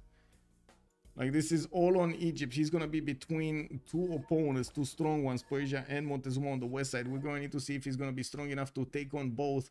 Definitely has the science, good culture, good production. We're going to need to see what's gonna happen when the Aztec army is gonna deal with China here. Oh, still going radio. So he's basically getting units out every turn from his cities, but he's starting to lose them because these line infantries don't really care at all about the strength of these cav. Not even the cav cores, they don't care. It's like, what? Oh, what? You're 80 strength? No problem. I come with my 100, chop it down, man. Like that, no chance. One shot, one tap. Anyway, it is what it is. We do have Nicaea over here also getting taken out by Maori slowly but surely, and of course with the upgraded units, Byzantium Hazagi is going to manage to get to take out more units of Heimerdinger, and he will start breaking through this line of defense that Heimerdinger did put up against him, especially with level 2 field cannons. These guys, oh my god, deal so much damage against the knights. They can't really one-shot them, but they definitely make them so juicy for the cuirassiers to go and clean them up. We do need to see if Pompey is also going to manage to get out of this quote-unquote only economic advantage that he has. Unfortunately, he's only on 100 science with 50 culture, only 100 gold at 10 and 163 production. It's not like he does benefit from a lot of cities to keep on expanding, and the cities that he can place are not really in a good position. Wait, this is the safety settler? I mean, you can't, bro. Where are you going? I mean, if you're going to China, China gonna die. China not safe. China not safe. Yeah, I guess he's going to China. Or is he gonna get one of his own islands? Is he gonna get one of his own islands? This is not really an island, it's a peninsula. There's no island. Only peninsulas. Oh well. Chengdu's probably gonna fall next turn, and next time we will have also Jiaodong getting attacked here quite soon. I'm pretty sure with the 4 movement that these line infantries are benefiting from, they're gonna get there quite quickly, and then of course using the military engineer to get the pathways going for them. This is gonna help out so much crossing these rivers. You do see that they will move in a line, and they will also take down all of the Chinese units in between them and the cities. We did have actually a few ballistics discovered by Egypt, and it looks like his field cannons are hurting actually the Aztec line infantries. He can't push through this part until he gets his counters or manages to get his units right next up and personal with those field cannons. Yeah, we do have universities also coming from the northern cities. Quite a few cities actually of this story are getting universities. He's kind of late on this, unfortunately. Oh, we got a countdown. We got a countdown.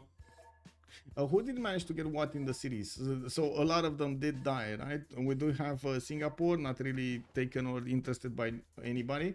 Johannesburg is being kept by Liege. Do see Venice Tirits, Mogadishu is Tirits, so 2 gold city-states over there on Egypt. That's pretty good. While we do have Pompey keeping Volin. La Venta is being kept by Hammerdinger. Wait, didn't he? Oh, we got a decent here on Liege.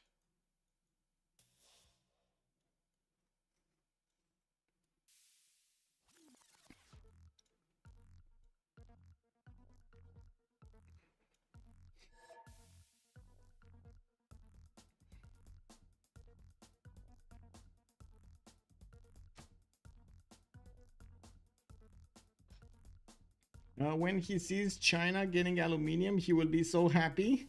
Mama Leto, good evening. Yes, exactly. Exactly. Good evening, sir. Only north of Egypt would be safe. Yes, not even there. I'm not sure if that's safe, especially against Persian helicopters. But yeah, this kind of seems like the only kind of quote-unquote safe place he can go. That's gonna be so long. I don't think this settler is actually gonna go that far. Is he? Is he actually gonna go that far? Whoa, whoa, that's a long time.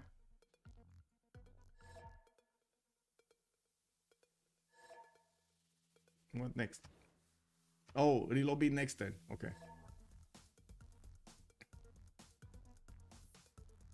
Okay, the story in the meantime is trying to put a few more cities down, and it looks like he got 1 single line infantry. Oh my god, 1 single line infantry going against Portugal, Syria, and Evora. Just flexing over there with a finger. Everything crumbling. Oh my, oh my.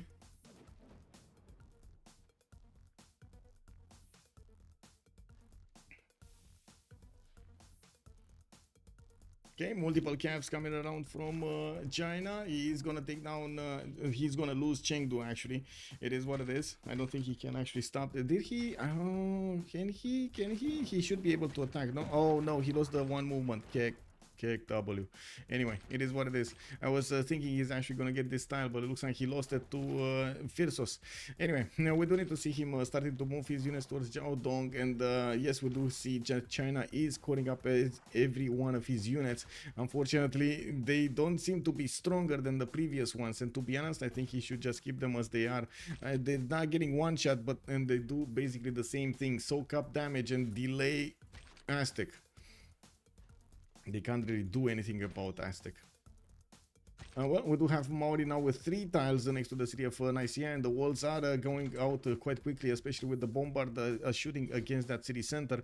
Now, it doesn't seem like at the moment Hanzaki did the pressure too much Heimerdinger, but slowly he's getting those field cannons in position, and he is going to start taking down these Byzantine units of his opponent. Heimerdinger is going to be in trouble here until he's going to get his own ballistics, and even then, it's not going to be a guarantee that he's going to remain with enough units to defend the south. Even if he is going to defend the south, the north is going to be out of question, and I think this is a bit of a problem with the gold generation that they have. They don't have enough gold to give Sandro to get enough tanks.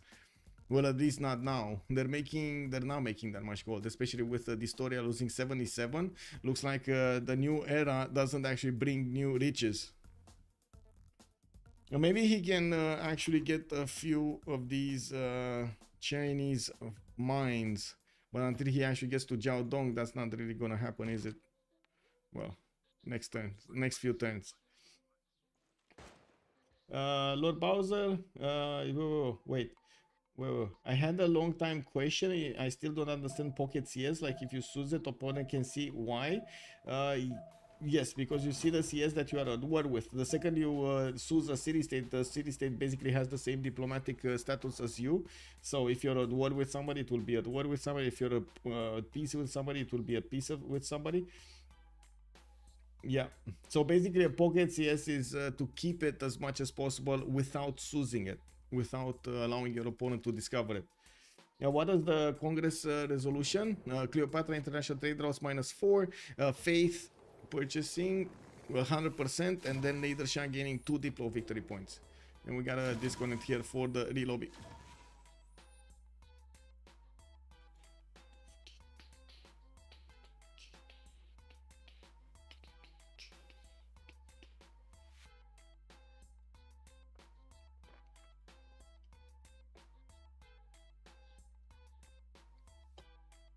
Oh wow. Trying to connect to the previous game. Check. Wait, did he not put it up? Was he? Oh my god, he's AFK. Or is this the new No, this is not the relobby. This is not the relobby.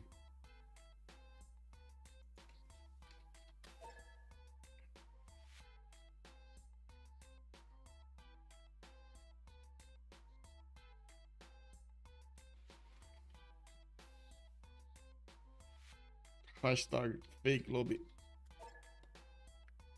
Fake. Oh well. It is what it is. Have a good evening, FKDN. Have a good evening, sir. Also, Mandokar, I don't really see how Freritos can get out of the game without CCing it. Yeah, does look like it's gonna be quite a pickle. Quite a pickle. Did he actually put it up again, or what is he doing? Oh my god. Is there somebody else hosting, or did they CC? No, they did. I don't think they CC'd. Oh, finally, he actually disconnected. Okay. He was probably AFK.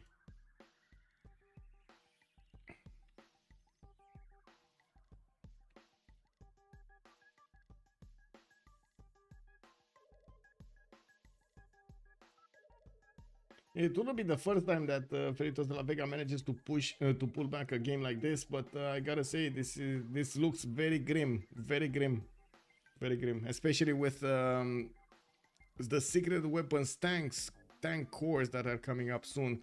It's more of a problem of if they do have the economy to get those upgraded or not. He just has a few more turns and he's gonna get a lot of them. There's no lobby? Oh, wait. No lobby. No lobby. What's going on?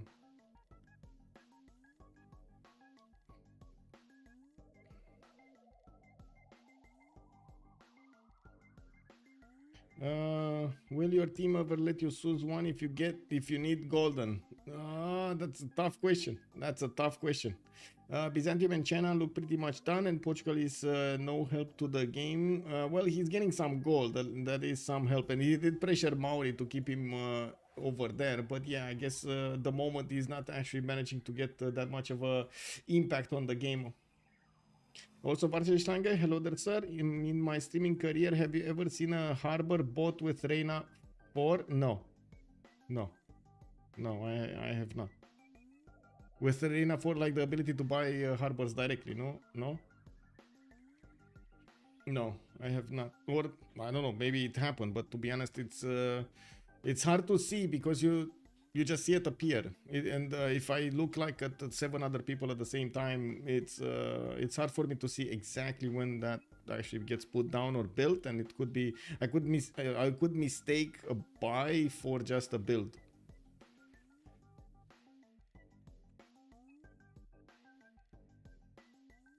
Still no lobby.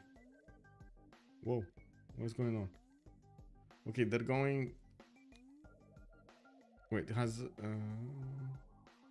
Pirsos went to talk with the others.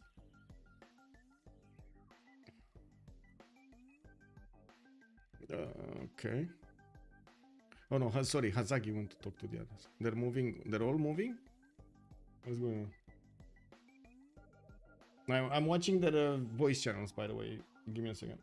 I can put it up on the screen so you can see. And why is my camera still getting... Oh, whatever. Let me fix one problem at a time. This. So I see them going into the same channel, and I don't see them putting up a lobby. So I think that's a CC. I think that's a CC.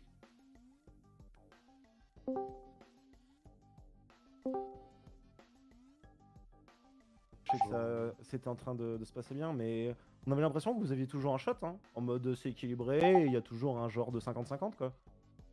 Mais bon, si vous l'avez senti autrement. Okay. C'est surtout. Pour rebondir sur ça, il y a Bart qui a dit qu'il y a quelques minutes, juste avant le remap, que le push de Disto avait remis la game d'équerre. Donc c'était un peu le feeling qu'on avait aussi à notre point de vue. Ah les gars, un passage à tabac. Hein. Oula, un passage à tabac. Ah bah comment ça en GG, on met 500 de prod à la team d'en face. Bon. Mais excellent. Not gonna lie, the way how the game ended, it looks like so anticlimactic. I'm just saying. Ça avait l'air très dur, mais le push est incroyable. Ouais, je voulais mettre la carte de foi et par réflexe, j'ai mis la carte de prod. Du coup, bon, la tempo c'était pas fou. La B2 elle avait pas de bouffe et je sais pas si vous avez vu sur Erevan, elle m'a sorti guerrier. J'ai fait bâtisseur. Il y en a eu 2 quand même. Mais du coup j'ai fait la paix, je suis reparti la queue entre les jambes. GG, well played. Was this a CC, I guess? Yeah. Okay. What was with those 2 forward cities towards Liege? Sorry, I didn't understand. I was asking if both photos settled you, right? And what was with Yes. that? Yeah, what the fuck? I wanted to take the boss cities of. I know. I was yeah. watching a settler. He didn't know where to go. Left, right. I don't know. Yes. It was very well played, I think, in the beginning, but I think I have so much tempo that it is very hard to push a coup in the early game. And two turning Toa in like 4 cities. Like yeah. Hey, nice. And I don't have Exodus. Maybe with Exodus I can one turn Toa. I don't know. I did not do the math. But I think there is something like this to do with the Civ. I did Exodus Secondera. Yeah, I think it's good. But I had to think query Secondera. Mousquet 2 turn and 3 turn in cities.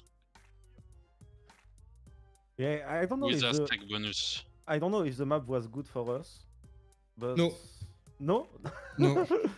But at the end it's good for us. So. We have the Pompey game, Portugal game is quite hard. Like the only hard game to do on our side. And you have you don't have really, you have one trade set up but between Byzance and Persia, and you can't trade, and hard game for you, I think. Yeah, because in the early game I want to trade external, but I think it's kinda impossible because the trader. Even if I have quite good trader because it was plus 12 GPT, I think it's there is like 2, 3, or 4 trader. There is a lot of pillaging from Spriggan, and it's not good for us. So I decided to go Magnus because of that. And he pillaged me 2 trader because I was full on my Magnus, and I still decided to external by the land, and it was terrible mistake, I think, because he pillaged 2 trader at this time. And about the game, I think it was not so hard for me because Toaz is very good unit in defense, and only settled in back. You will see Civ replay. You have insane production for the first 40 turns. Of course, I know. Yeah. I think you got it. Yeah. and I was like, I can't be pushed at this time. I have 64, so I can't do what I want. I mean, in the game, in the early. Yeah. What do you think about the free general got by? I think it's good play, but I think good chop and good second city. Of course. I saw initiation right from 10-5 hut, second city on 2 bananas, mountains and shops. I can't do anything about this business. You're fucked up, Azagi, with your setup, but honestly, quite some paid actor move. Like we didn't understand everything you did. No, at the But beginning I didn't was you, also very confused. I was thinking Hazaki is unfocused. Yeah. Azagi, why didn't you get taxes from Ledge Religions? Because I got He some did? missionaries condemned by some horses by Sprig, and I didn't know they were there, because I didn't get the information. But he had the horses all the way here. Sorry. Yeah, no, Sprig had so much unit, it was insane. Yeah. And Yeah, what but do you I think don't, about? I Sorry, don't do a go. lot of damage, so I was Yeah. So but, at first I expected, thought I was full freeze him, so I went harbors. I expected for more spreading. to my push. I expected maybe to kill someone. Yeah, but I mean, I have so much tempo. If you don't do this on me, I think I kill Portugal. Yeah. I think it's I think Portugal has no chance. Like Lisbon is catapultable. No, Porto was catapultable. So I think it was pretty easy. Portugal if has a I good was- production too. Yes. Portugal like turn 40, 50, he go above you.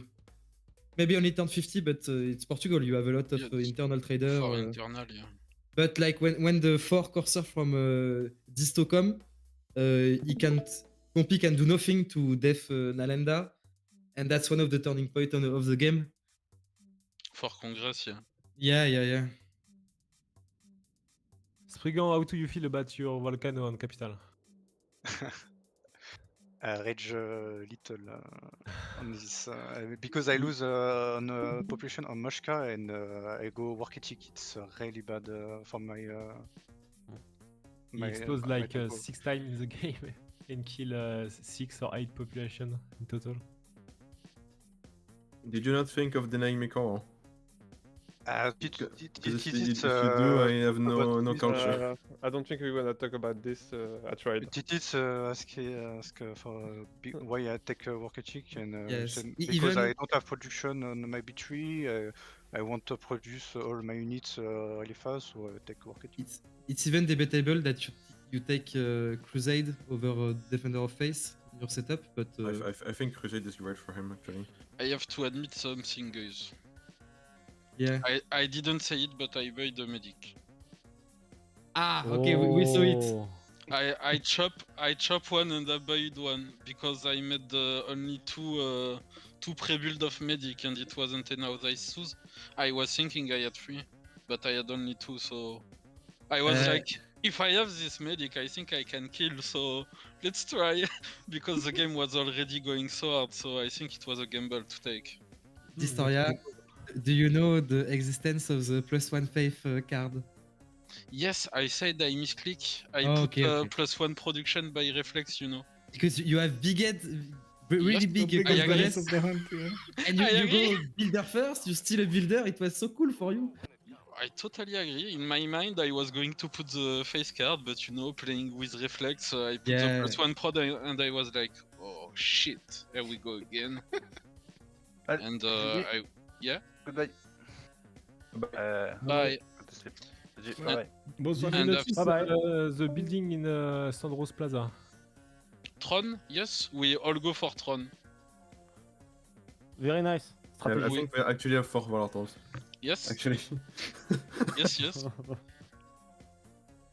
We need a lot of strategic on this map because we had really low horse improve early game. Because they are animals.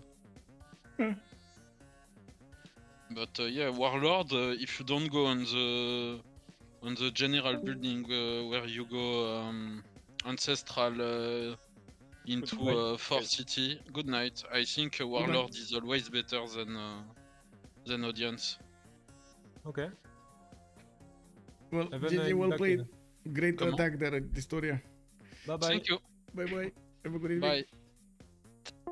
So there we have it. We heard from both teams, Ulyss and Freritos de la Vega, giving us a little bit of their insight over there about what happened. We also heard Barsake that was also commenting with Malmo on the other stream, on the French stream, about the game, and he did also give us a few pointers over there about what happened. We were kind of aware of a lot of things, but the builder, the medic buy we didn't know about, and look, even though we did see there's quite a problem when it comes to the resources, man, that Wall of Throne actually looked like it nailed it. It nailed it. The solution was there, presented itself. Why not take it? Thank you so much for everything. Much appreciated for the follows and the subscriptions, and I do hope we're gonna see each other in the next one. I do hope also you're gonna join me on YouTube on my channel. I do. On my Discord also I do have all of the schedules for the upcoming games. Only one game I know right now, it's going to be Ulyss going against SPA on Tuesday, and I'm waiting to put it in my schedule. I just found out about it like 5 minutes or 10 minutes before this stream, so I'm going to get it there on Discord on the schedule.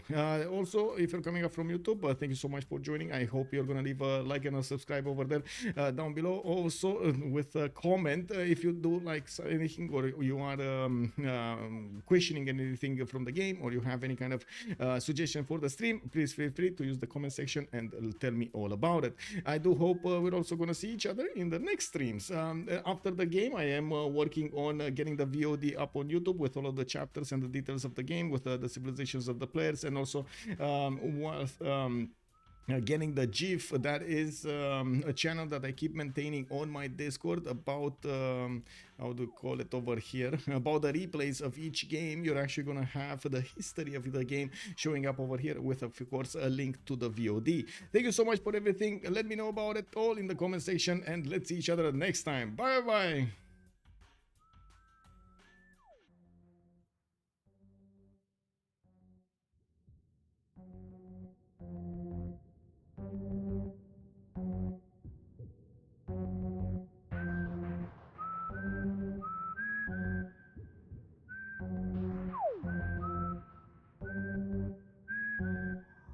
Push it up.